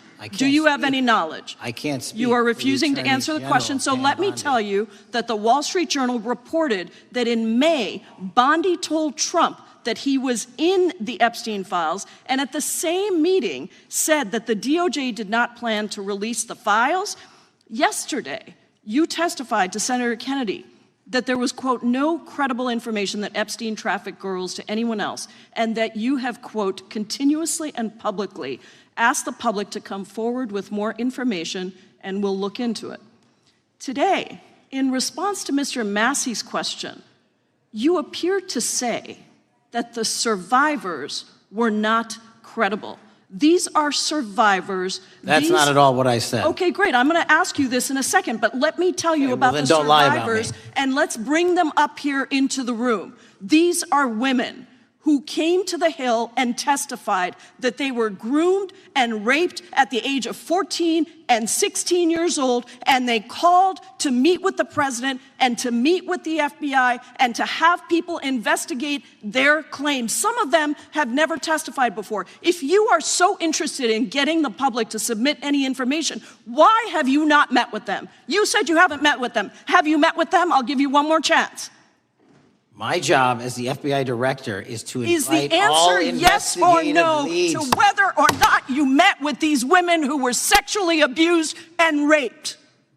Any insinuation by you or any What people is on the your side that I am not manhunting child predators and sex traffickers, just look at the Mr. stats. Patel, And you talk Mr. about Chairman, cover-ups, man. Mr. Chairman, you this talk is about my time, cover-ups. and I will take as much time as I Where were want. you during the Instruct the Obama and witness, Biden Mr. administrations Chairman. when these so-called Instruct the cover-ups were witness. going on? Mr. Why didn't Chairman. anyone in those administrations talk to any of these Mr. purported Chairman. witnesses? Let's I get have some regular order, Mr. every Chairman. single person to provide credible information. Time belongs to the gentlelady from Washington. And I'm but going when to you- take when another you couple accuse of the minutes. witness of something, he's allowed to respond. That's how it works. You say Listen, he something, didn't you even, say excuse me, Mr. Mr. Chairman, you have Point always of been order. fair, but this And is I'm not being fair. fair, and you will get No, your- this you will is get my your time. time, and he You will give the said gentlelady that the a few witnesses additional were not credible. seconds of time. I'm going to get an additional minute of time because No, that's you'll how get much time you he won't get a took. minute. You'll get some seconds. What we think is under 5 minutes. You don't get to demand how Mr. much time you Patel. get. That's not how it works. Mr. Patel,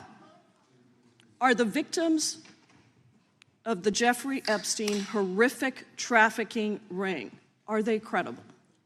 Any person with information about ongoing sexual trafficking. I'm asking you if they're credible. Ma'am, I'm commenting on the evidence we have. But we have routinely asked for people to come forward with more evidence, and we will look at it. And the evidence that we have was the same evidence that the Biden and Obama Justice Departments had. And they determined, not me, they determined that information was not credible. Chairman, he's not letting me even ask my questions. You ask the questions, he gives an answer. You may not like what he says, No, but that doesn't mean you get to interrupt he's not answering him. my question. Mr. Chairman, could we restore the gentlelady 45 seconds so she can We will complete give her her question? additional 30 seconds, which is what I said I'm earlier. going to keep taking my time because you'll take here's the thing. time that you get. You You get are 30 not seconds. answering the question. The question I is, have. You just don't like the answer. Are these women credible? It's a yes or no answer. I have answered the question. Well, and I what is keep the telling answer? you, I'm the only FBI director that has welcomed new information in this case. This You're not- administration is the only one that has welcomed any new information in this Is there case. a yes or no to whether Present the new credible victims are information. credible? Present new Are information. the victims credible or not? I'll tell you what happened in the last Trump administration. Are they credible or not? You can't even Victims say. credibly came forward, and you know what happened? President Trump authorized the indictments of President Jeffrey Trump Epstein, called not them Biden, a hoax. not Obama, President Trump no one called else. the entire thing a Democratic hoax.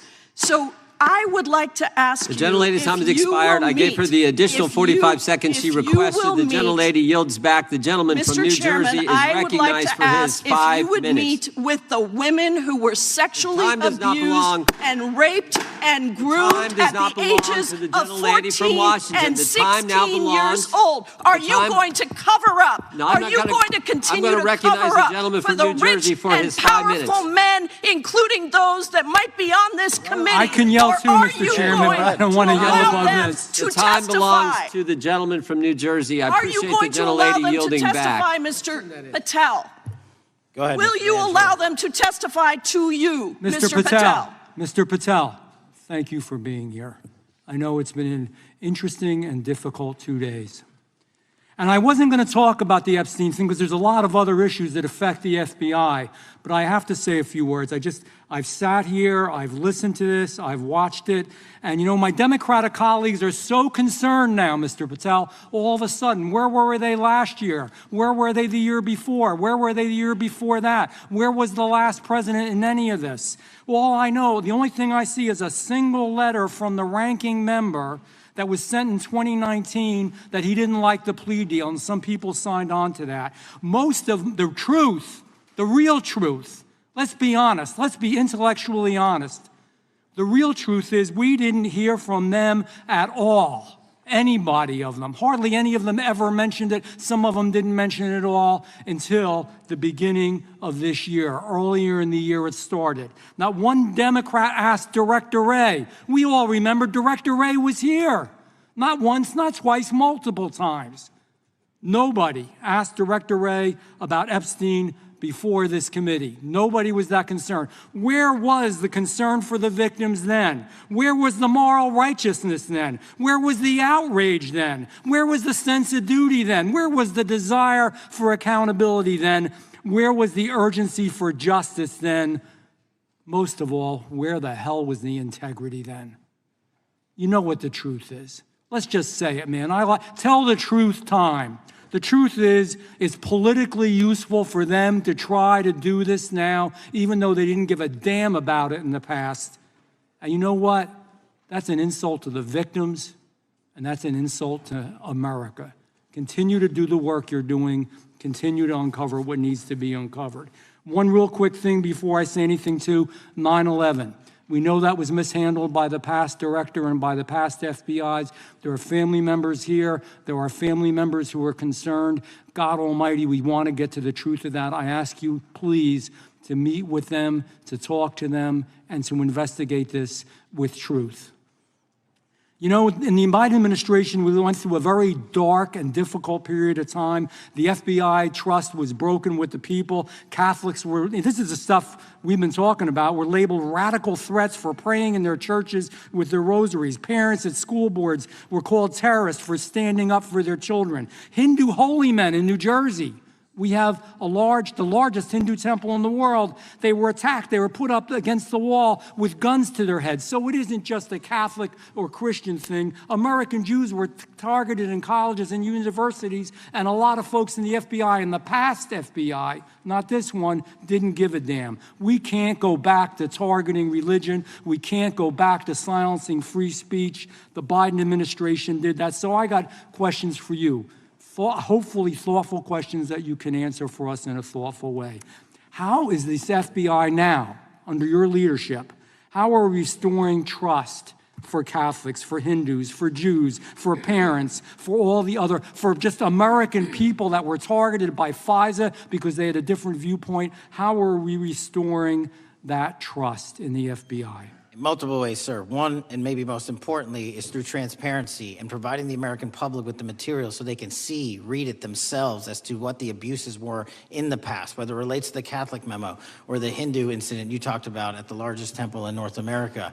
Any institution of faith and any member of faith will not be investigated by this FBI because they are men and women of faith ever, period. And nor should they. Nor should they. I don't mean to interrupt you, but my God, of all the amendments to the freedom of speech, freedom to believe in what you want to believe in, I know you're standing up for that. Continue. I'm sorry. No, that's it. Sorry.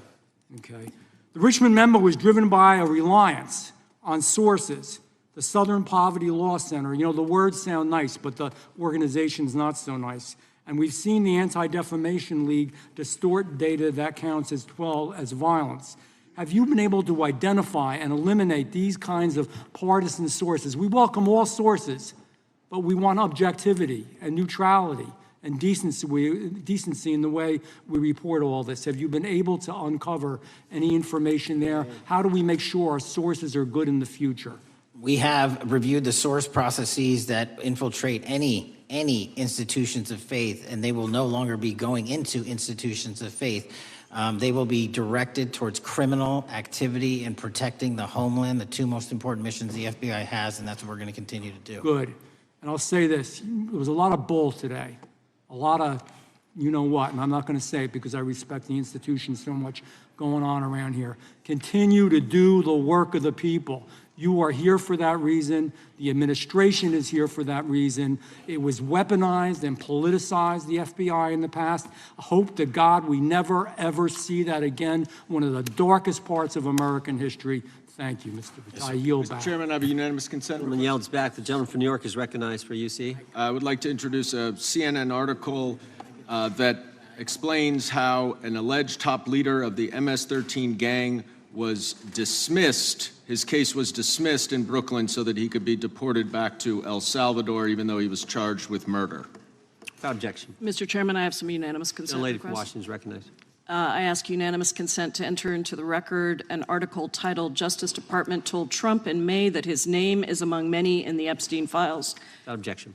I have another one that is a July 2025 article by the New York Times entitled "How a Frantic Scouring of the Epstein Files Consumed the Justice Department," stating that DOJ and FBI employees reviewing the Epstein Files were instructed to flag any mentions of Trump and other celebrities. Without objection. And I have another unanimous consent request to enter into the record an August 2025 article by The Guardian entitled "Ghislaine Maxwell Hinted at Epstein's Ties to Trump Officials. Why Wasn't She Pressed for Names?" stating that Maxwell told Deputy U.S. Attorney Todd Blanche that some of the, quote, cast of characters around Epstein are in Trump's cabinet. Without objection. Chair now recognizes the gentlelady from Pennsylvania. Thank you, Mr. Chairman, and thank you, Mr. Patel, for coming before us to testify today. I am concerned by your repeated claims that you're not able to disclose anything further about the Epstein investigation and files, and that there's no evidence of a broader conspiracy or other people who should be charged, because the American people aren't buying that you've been transparent or that there's nothing further to be seen. In your exchange with my colleague, Mr. Roy, you reiterated something that I heard you say yesterday in your Senate testimony, and that is, under your direction, the FBI will always follow the money. Is that right? The money, did you say? Yes. Yes, you said you'll follow the money. That's great. And just now you said you welcome the opportunity to investigate new evidence. So there has been significant recent reporting just in the last couple of weeks that after Jeffrey Epstein was arrested, 4 major banks flagged more than $1.5 billion in suspicious transactions connected to him that suggested a massive conspiracy related to his child sex trafficking activities. Director Patel, has the FBI reviewed the $1.5 billion in suspicious bank transactions flagged to the government relating to Epstein and his co-conspirators? I know the FBI has reviewed numerous SARs. I don't know the totality of that number. Okay, can you provide us with that number? I'll get back to you. Okay. And have you initiated any new investigation of those bank transactions since, say, September 8th when the new reporting came out? I'll check with the Treasury Department because they're the lead on that. Okay, so Director Patel, how many individuals or entities has the FBI interviewed, subpoenaed, or compelled to testify? Can you give us those numbers with respect to these bank transactions? Not off the top of my head. I'll have to work with Treasury. Okay. We're concerned, you see, because you say you're going after child predators, but We are. obviously this is how you follow the money, is if you follow the bank transactions that apparently enabled the child sex trafficking. Would you agree? It's one of the valuable investigative tools is to follow the money. Okay. Have Jeffrey Epstein's victims have asked us to ask you whether or not you've investigated Epstein's lawyers, the lawyers who facilitated those payments. Have you subpoenaed or questioned any of those lawyers? So in 2018 and 19, what I recollect is many, if not every one of those lawyers was part of the investigation. But you weren't there at that time, right? I wasn't there. Okay. So can you get us the names and the numbers of who was investigated then with respect to those lawyers? As long as I'm allowed to release it, absolutely. Okay. Well, if we provide you with subpoenas, I assume you can release it. Is that right? We have a current subpoena and we're working with Congress to provide it. Okay. You've said that the Acosta investigation had an original sin. Mm-hmm. What do you mean by that? Basically, if you're looking at an actual pedophile ring, what you should not do is limit the time frame in which you're legally able to collect information. So search warrants that Mr. Acosta utilized in 2006 and 7 leading to the 2008 plea agreement had a very specific narrow window of years, I think 3 or 4 years. And so information pursuant to legal process wasn't collected for 10 years or 15 years or 20 years. It also, subpoenas were not sent out to hundreds of witnesses at the time, hundreds of victims at the time. None of that was done. None of these people were put in grand juries. And so the totality of information from the jump, instead of being this big, was like this. And that, in my opinion, is not how you run an investigation if you're trying to break a sex trafficking ring. So you're now in charge of the FBI. Why haven't you done that investigation? Great question, and here's the answer. Simply because I am not able to go back 20 years and collect information that the courts had decided was already subject to search warrants. They have said, this was in the investigation, there's a non-prosecution agreement out of that plea, and when the case was reopened, and this is where it comes into play, when the case was reopened in 2018 and 2019, the search warrants, again, were limited to the conduct of Jeffrey Epstein. Now, whether that's right or wrong, that's a different discussion, but I'm telling you that's the information well, we I think reviewed. that is a different discussion, and I think the discussion we'd like to have today is why you aren't following the money with respect to the broader conspiracy that it has been reported in the New York Times and elsewhere, and that if you really want to attack the issue, if you wanted to attack the issue, if you wanted to get to the bottom of it, if you wanted to disclose what really was involved in the Epstein files, the Epstein cover-up, that you would be taking very different actions that you are today. I do want to seek unanimous consent to enter into the record the New York Times September 8th, 2025 article, How J.P. Morgan Enabled the Crimes of Jeffrey Epstein. Objection. And also an article dated July 17th, 2025 in the Epstein case, Follow the Money. Objection. Okay, thank you. Gentlelady yields back. Mr. Chairman. Gentleman from Maryland is recognized. Thank you much.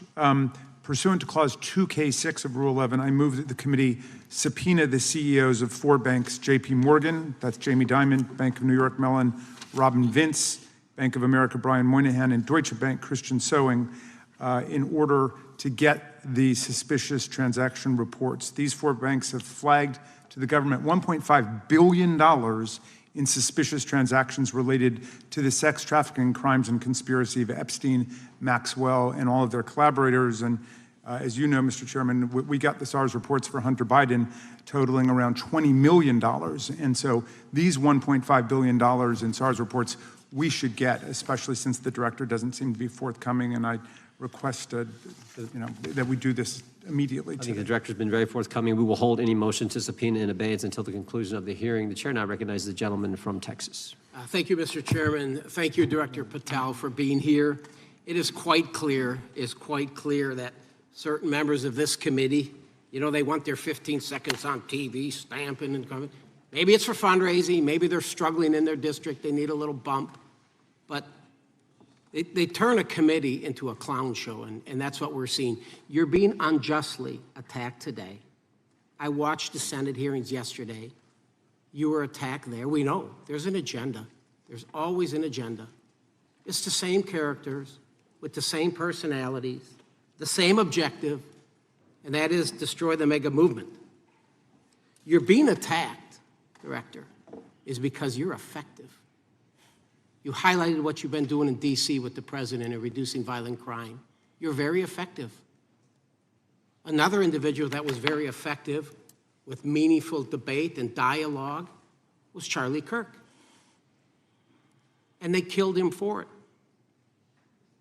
Charlie Kirk was a man of faith. First and foremost, he loved his Lord Jesus. He loved his family. Beautiful wife, beautiful children. Just a remarkable, honorable man that was silenced with this assassin's bullet. I would say if Charlie Kirk lived in the biblical times, he'd have been the 13th disciple. He'd have been the 13th disciple.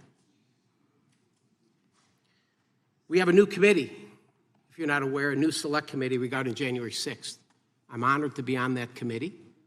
I'm looking forward to working with other members to expose truth, questioning federal agencies that were involved on January 6th, like the FBI, played a role, but we don't really know, Director, to what extent. We don't know. The January 6th sham committee was not formed by Nancy Pelosi to seek truth. It was nothing about getting to the truth about January 6th. Their sole mission was to damage Donald J. Trump and end his political career. And everybody knows it. That's what the purpose was. You know what's nice, so I kind of get to ask the question, though, how did that work out for you? Donald J. Trump is back in the White House, and America loves him. I spent 30 years in law enforcement, retired sheriff from a large county in the great state of Texas. I've seen, Director, I've seen more enthusiasm and support for law enforcement today because of what you and Donald Trump have done over the last 8 months to protect the American people. The American people couldn't count on their government to protect them. Crime is rampant. And now we have a president and an administration that puts the American people and their safety first. It's interesting, a few minutes ago, a classmate reached out to me and sent me I told him, I said, yes, we got Director Patel in front of our committee today. And Andy Kane wanted me to tell you, he said, quote, tell him we love him. Tell him we love him and all the brave warriors exposing the deep state. Kash, you're a great American, sir. You're a great American. Your work as the director of the FBI is commendable. It's commendable. And I want to thank you, sir. Thank you for your service. Keep up the good fight, brother. Don't let him tear you down. Keep up that good fight. You have it in you. With that, sir, I yield back. Gentleman yield to me.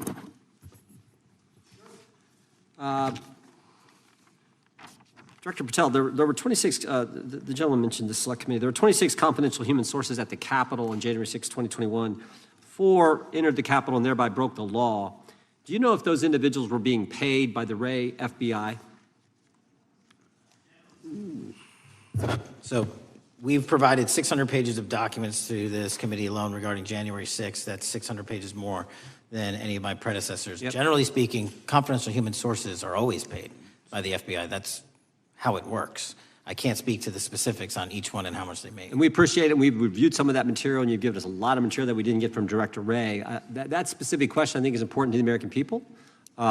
Were people who were confidential human sources of the FBI who broke the law, one was recommended for prosecution, my understanding is, by the information we've received from you.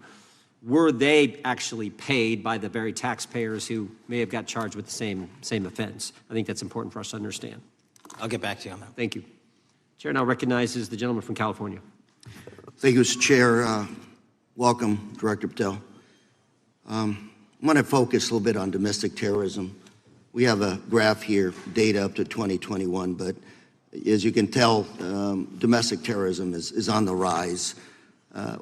Nation, our citizens under threat.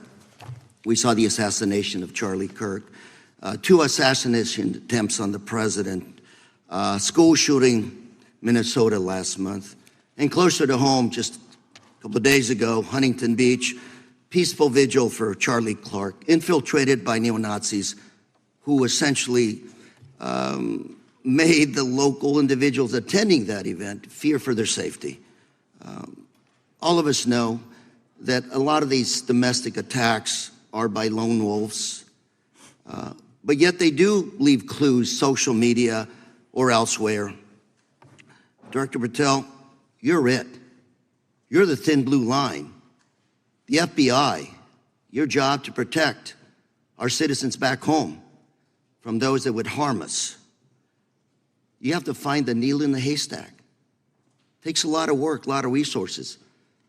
Talking to my local sheriff this morning, who said they're concerned. Federal cuts to local grants that help them do the job. Then, of course, let's not forget about other threats that are coming before us, like high-tech fraud. Local senior recently was talking to me about a text she had gotten, a demand by the IRS to send a payment immediately, or the IRS agents were on their way to arrest this individual. Pretty gutsy stuff by folks probably from Europe, North Korea, Russia, China, people, okay, going after those precious savings our senior citizens rely on. Yet the president's proposing a budget cut of $500 million or more to your organization, the FBI. You've said that that'll essentially equate to about 1,300 less jobs at the FBI. So I'm going to ask you essentially, what is it that we can do to help you do your job? Little concerned. Friday Night Lights. One of the events I love to do on Friday nights, go to the local high school football game. Sit there at the stadium and you always say, what if? What if? You're the thin blue line. Can you do your job cutting $500 million from your budget? Thank you, sir. I think we are doing our job, and the distinction is with the budget that we have, we are flexing more resources to the field. California is receiving the largest FBI plus-up of any state in the union due to that plus-up. They're not getting a reduction. No state is getting a reduction. Every state is getting a plus-up. And so I'm utilizing the money that we have to first plus it up. And the empty vacancies that we have, those haven't been filled in years, not under my leadership. Here's my concern. You're going to do well. You're doing more with less, is what you're saying. Yet we're about to vote on a budget that has $88 million more to protect members of Congress, the executive branch, and the Supreme Court. There's a contradiction here. Back on Main Street, we're saying you can do more with less, you can protect them with less money, yet here in Washington, we're saying we need more money to protect members of Congress. It's a little contradiction here. Or maybe, sir, you ought to talk to leadership about coming in with your management style to protect the Supreme Court, Congress, and the administration. Otherwise, it's essentially a hypocritical situation. We need more protection, yet folks on Main Street can do with less. My concern is folks on Main Street. We also were, I think we received over $300 million in the big, beautiful bill, and we're also receiving pots of money from our interagency, so this sort of $500 million cut isn't entirely accurate. You're still getting cut $200 million plus. You're still moving your agents to do ICE work, so you are leaving a lot of bases uncovered. And I'm not going to be argumentative with you, Director Patel. I'm just saying, if that thin blue line does not hold, people on Main Street will pay the price. I agree with you, sir. And I just look forward to working with you, because I am very concerned that these kinds of budget cuts are short-sighted, especially when my local sheriff calls me and says, we need more support, and we're looking at budget cuts. I'll work with you, sir. Thank you, Mr. Chair. I yield time. Mr. Chairman, I have another unanimous consent request. The gentleman yields back. The gentleman from New York is recognized for unanimous consent. I seek to introduce a December 2024 OIG report from the Department of Justice, which confirms the conclusion of the Bill Barr Justice Department that the so-called whistleblower, a disgruntled former employee of the Intelligence Committee, was not a credible witness, and there were no further actions taken. Without objection. Mr. Chair, I'd like to submit some items for the record. You bet. Gentleman from California. First one, Trump's deportation diverts FBI agents off child predator cases. Second one, FBI director backtracks on administration's proposed budget cuts. And number three, Trump administration says 70% of ICE detainees do not have criminal convictions. Without objection. Gentleman from Texas is recognized. Thank you. Director, earlier this year, the committee learned of new documents tied to the Crossfire Hurricane investigation and the Russia collusion hoax against President Trump. Your efforts in declassifying key documents tied to this investigation allowed the committee to acquire thousands of pages that it did not have previously. Did any of your predecessors make any effort to declassify these documents? Not to the extent we have. Did any of your predecessors share or leak any details that were classified at the time? There are ongoing leak investigations across the board at the Bureau related to this. I believe one of those is Mr. Comey, and I thank you for continuing that investigation. Among the declassified documents are the Durham Report Annex, the Crossfire Binder, and the Nellie Orr Criminal Referral. Could you summarize for those watching what we know about the Russia collusion hoax so far? Well, sir, I think the record will speak that the Russia collusion matter was perpetrated by a political party to go overseas and obtain information from a foreign intelligence asset, only to have that information, which was demonstrably false, turned over to the FBI, who walked into a federal FISA secret court and asked for a secret surveillance court order and lied to the federal court, and we know that because someone was convicted of it, and only to surveil the political opponent. So that is a massive scandal. We helped expose it. And in terms of the pages of productions, I provided 1,400 pages of production related to Crossfire Hurricane, and my predecessors have provided 0. I appreciate that, and I appreciate your courage and commitment to declassifying these important documents for our review, and hope that you'll continue with this commitment. Can we expect to see more declassification efforts regarding the Crossfire Hurricane and Russia collusion hoax? Yes. Thank you. I yield the remaining balance of my time to Chairman Jordan. Oh, I thank the gentleman for yielding. And Director, that's when it all started, right? The whole Russia, that's when it all began. And then it was Mueller, then it was impeachment, then it was Jack Smith and Fonnie Willis and Alvin Bragg and you name it. But it all started then. And that's why I think the gentleman from Texas wants to make sure we get all the information there. And I want to go back to when it was changed. We talked about this earlier. I just want to read to you what the CIA officer said to the House Permanent Select Committee on Intelligence, quote, Brennan refused to remove the dossier, and when confronted with the dossier's main flaws, he responded, yes, but doesn't it ring true? So that's what he initially said. And then when he was talking to this committee, he said the CIA was very much opposed to having any reference or inclusion of the Steele dossier in the intelligence community assessment. So on one hand, you got a witness who was there who said he refused to remove it even though he knew it was garbage. And then he's, on the other hand, telling the committee, no, no, no, we didn't want anything to do with it. It shouldn't have been a part of the Intelligence Committee assessment, which we know it was. You know it was. You found that.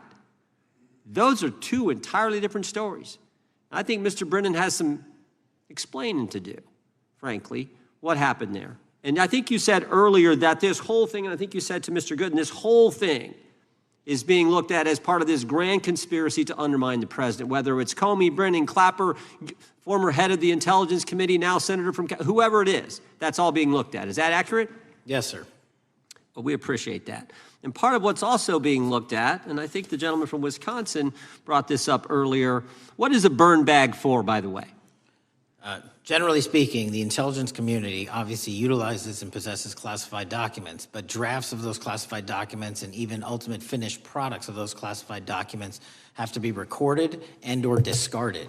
And if they are discarded, the only way we do that, the hard copies, is we literally put them in burn bags that are identified specifically for that purpose, and there is a very exact courier system in which those burn bags are obtained and the material inside is destroyed. So it's to get rid of the material, right? Yes, sir. And it looks like the annex that Mr. Durham in his investigation had was put into a burn bag by your predecessor, I assume, to be destroyed. Is that accurate? Without getting into the stylization of the evidence, anything that's put in a burn bag is for purposes of destruction. Do you find that interesting that the Durham annex was placed in a burn bag, that you would discover that when you took over as the head of the FBI? We found a lot of information in a lot of burn bags. Well, we appreciate you finding that. We'd like to know a little bit more about that, and we look forward to that information coming forward. And I appreciate the gentleman yielding. With that, we now recognize the gentleman from Colorado. Thank you, Mr. Chairman, for holding this hearing. Thank you, Director Patel, for being here today. I have a couple of questions regarding a terrible shooting that occurred in Colorado, a state, as you may know, that I represent. You've testified previously about, I think, what you would describe as your efforts to provide more information regarding the investigation with respect to the horrific assassination of Mr. Kirk. And so, in that same vein, I'm hoping you can provide this committee and my constituents in Colorado with some clarity. Absolutely. I think, as my colleagues know, in Evergreen, Colorado, Jefferson County, a county that I proudly represent, at Evergreen High School, a shooter ultimately injured. 2 students were praying for their swift recovery. There's an article here from Colorado Public Radio. The title is, quote, FBI was already investigating an account that may have been linked to the Evergreen shooter. You're familiar with the circumstances generally, Director, regarding this terrible tragedy. Yes. So my understanding from the public reporting is that an organization reported to the FBI in July of this year regarding, just reading here from the article, that the FBI opened an assessment into a social media account user whose identity was unknown and who was discussing the planning of a mass shooting with threats nonspecific in nature. This is the FBI's statement to the press. And that the FBI continued to work this assessment investigation to identify the name and location of the user up until September 10th, 2025, which is the day of the tragedy. Can you provide us some clarity on what were the impediments to finding, the account user, and maybe describe in greater detail the FBI's work in that regard? Generally speaking, yes, because I know even though the shooter's deceased, the investigation we're not done. Sure. And so the impediments to finding these individuals, and you highlight a great point. We had 2 huge tragedies in the span of days in this country, the school shooting in Evergreen, Colorado being one of them. And proactively going out onto these social media platforms, which are so large, is our biggest impediment. And we need to rely on the service providers. There's actual legislation, I can't remember the name of it, that's up for renewal, which will, and I think at the end of the month, which gives service providers the ability to report that information in from their end without liability. We need that to continue, because while the FBI has so many people and the police are great at doing it, there's just too many platforms to cover down on. Well, I appreciate that, Director Patel, and I think we're certainly, I'm interested in continuing this conversation, because I think the reporting suggests that there's a pattern, and that ultimately, we want to make sure that law enforcement is able to prevent this kind of tragedy from happening in the future. I have a question. It's not meant as a gotcha question, so it just frame it there. But it is in regards to some reporting around a periodic transaction report that you had filed earlier, this year. So this is in July, pursuant to the ethical obligations as a senior executive official. You remember filing that in July? Yes. Yeah, so in that report, as best as I can surmise, you disclosed that you divested $100,000 or more in a variety of different stocks, which I presume was pursuant to the ethics agreement that you negotiated with the Department of Justice. In that same report, there's a disclosure regarding purchases of two different transactions. So between $15,000 to $50,000 in a national coffee house chain and between $50,000 to $100,000 in a semiconductor company on May 9th and May 12th. Are those transactions that you're doing personally, or are these through a stockbroker, or are these transactions that you're handling yourself? So how they happen is I submit proposals under DOJ guidance to say, hey, I would like to trade this or that, and they run their review, and the FBI runs a review, and then they come back and say yes or no, and then I make the transaction. Is there a reason that you decided to make the purchases into those two companies? Generally speaking, before I got this job, I was, trading stocks, but not a lot, like most people, and I just follow certain industries, and I thought they would be a good investment. So the reason why I ask, right, because you had divested in other companies, and I presume that wasn't because there were actual conflicts. It's just that you wanted to avoid an appearance of impropriety. It was both. Both, but not all of the companies were conflicts. Whatever they make divested from. I don't make the call, they make the call. Sure. Yeah. I guess my point would be, the reason why I ask is, why I said it's not a gotcha question, I have for years led an effort here in Congress to try to ban members of Congress, senior executive officials, from trading stocks. And it's bipartisan in nature. We're working really hard to get that done, Republicans and Democrats. And you can understand, I think, given your role, given the nature of the position that you hold as the leader of the largest law enforcement agency in our country, that divesting entirely, not doing day trading now, I think would be something that would be in the interest of the American people. So I just would hope you would consider that, and that moving forward, that perhaps not purchasing stocks in individual companies, I would think would be something that would be worth pursuing. Gentleman's time is... I'm happy to give the witness an opportunity to answer. Thank you. I'll work with you on it. Gentleman from Alabama is recognized. Thank you, Mr. Chairman. Thank you, Director Patel, for being here today. Newly declassified documents confirm that the intelligence community under President Barack Obama knowingly relied on unverified and fraudulent evidence to manufacture a false claim that Russia, in fact, meddled in the 2016 election. Is there more to be done to uncover the depths and origins of the Russian collusion hoax? There is, and we're doing it. Why should Americans still care about that, Director Patel? Everybody wants to talk about a weaponized bureaucracy. When we put out the facts about a weaponized bureaucracy, not because I said so, but because we found the FISA documents, because we found the 302s and the 1023s, then it becomes a political football. My job is to continue to put out that information and let the American public read it for themselves when I'm lawfully able to do so. And that's been my commitment on any subject, Russiagate or otherwise. Wherever the law allows me to do it, I will do it. When I first came in 2020, the number one concern as I was doing town halls was the weaponization of the government against the American citizen. And so are there things that you're doing, structural reforms that implementing so that the FBI cannot be weaponized again, whether it's against President Trump or future elected presidents? Well, it shouldn't be weaponized against anyone. And the structural reform is simple. If you're going to go after a political individual or someone seeking political office, there has to be a grounded basis in law and fact to open up a criminal investigation. And if there's not, the investigation isn't even opened. And I've also gone back and reviewed other cases that were opened in prior administrations related to public officials. And we've closed a number of them because we felt that some of these actions were weaponized on either side of the aisle. I felt it wholly inappropriate for the FBI to be playing umpire and referee amongst these decision makers when there was no factual or legal basis to continue those investigations, so I shut them down. And I think that's so desperately needed because we need to restore trust in law enforcement and certainly in the DOJ and the FBI so that the American people don't fear the very government that's supposed to protect them. And so thank you for doing that. On August 11th, you released to the committee documents concerning leak investigations that began in 2017. Do you believe these leaks were accidental, or were they intentional in order to influence public opinion against President Trump? When I can publicly make a final decision on that, either through a recommendation of charging that the DOJ makes or findings that I have, I'm able to do so, but they're still not complete. Why did the FBI under Director Comey want to undermine the Trump administration? I don't know. You'll have to ask him. Think it might have been political? How will Director Comey be held accountable for his leaks and classified information concerning the Russian collusion hoax? Well, anyone. Doesn't matter what you did before or what seat you were in. If you leak classified information, that's illegal. And we will investigate it fully. And if we can bring enough evidence to recommend charges to the Department of Justice, we will. But as you know, in these leak investigations, it's very difficult to produce the information necessary. We know leaks happen.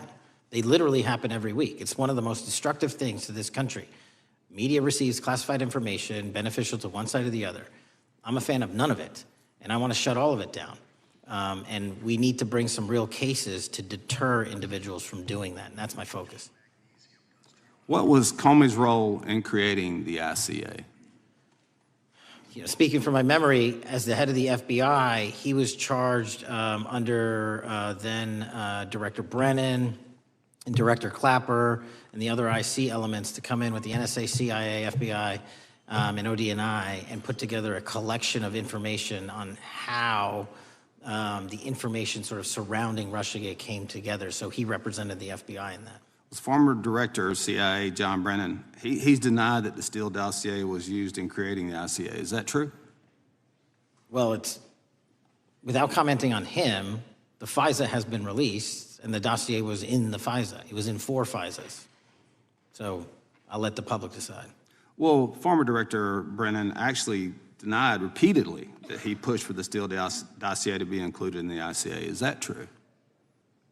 Denied. I'll let his testimony speak for itself, but then Deputy Director Andy McCabe also testified to the House Intelligence Committee, which has now been declassified, that were there no Steele dossier, there would have been no FISA.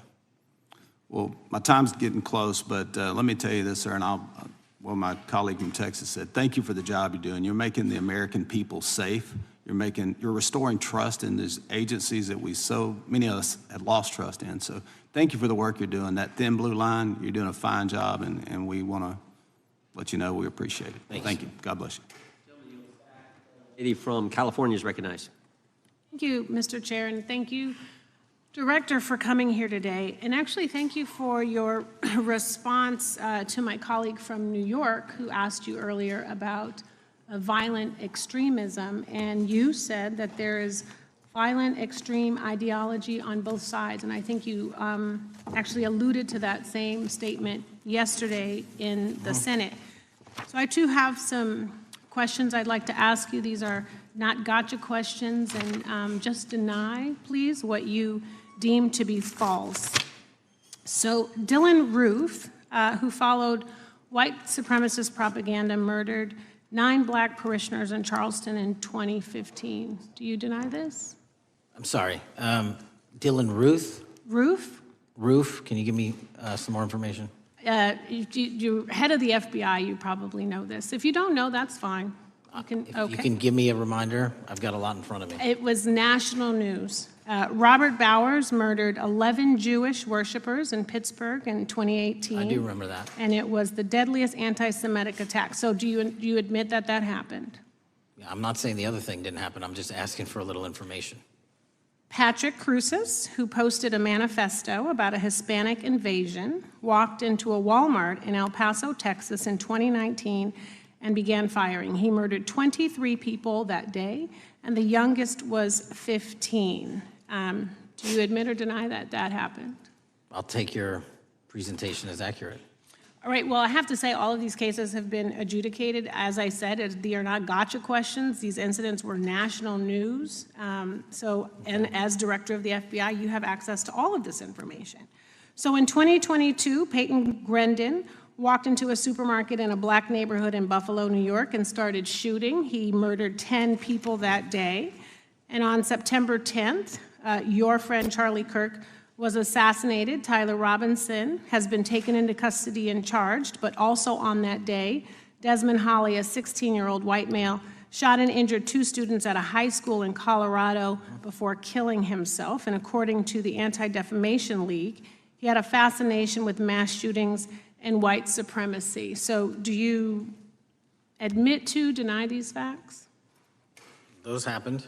Okay.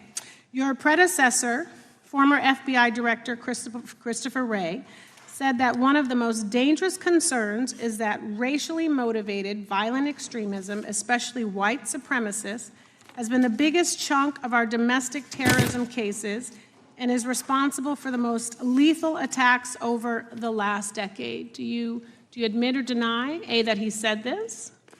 I'll let the record reflect that. Whatever he said was what he said. All right, and do you agree? That there is racially motivated crimes being committed in America, yes.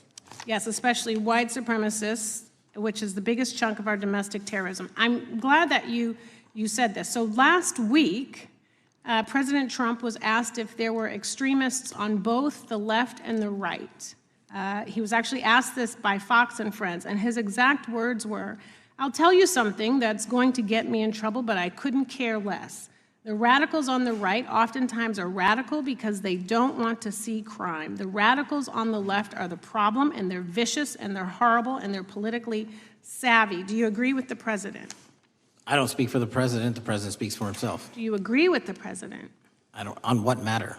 On the question that I just asked, do you agree with his statement about the radical left? That there's ideology that's driving violence on both sides? Yes, that's what he acknowledged. No, he didn't. He didn't. Okay. But I'm glad that you're saying that and actually creating some separation between you and the president. And I'm glad that you are acknowledging that there is violent extremism on both sides. What's interesting is that the research arm of the Department of Justice, the National Institute of Justice, do you know what that is? I'm familiar with them. Okay, great. It is the research arm of the Department of Justice, and it published an article in 2024 devoted to domestic radicalization, violent extremism, and terrorism. I have it. It's interesting that it's no longer on the website. It has been scrubbed, but I ask these questions because what makes a strong, qualified director of any business, of any household, of the FBI, what makes a reputable prosecutor is not lapdog loyalty, but a commitment to the creed that evidence is agnostic and that the evidence will lead you to making the right decisions. And your job, no one's job is to like the data or the evidence, it is to collect it.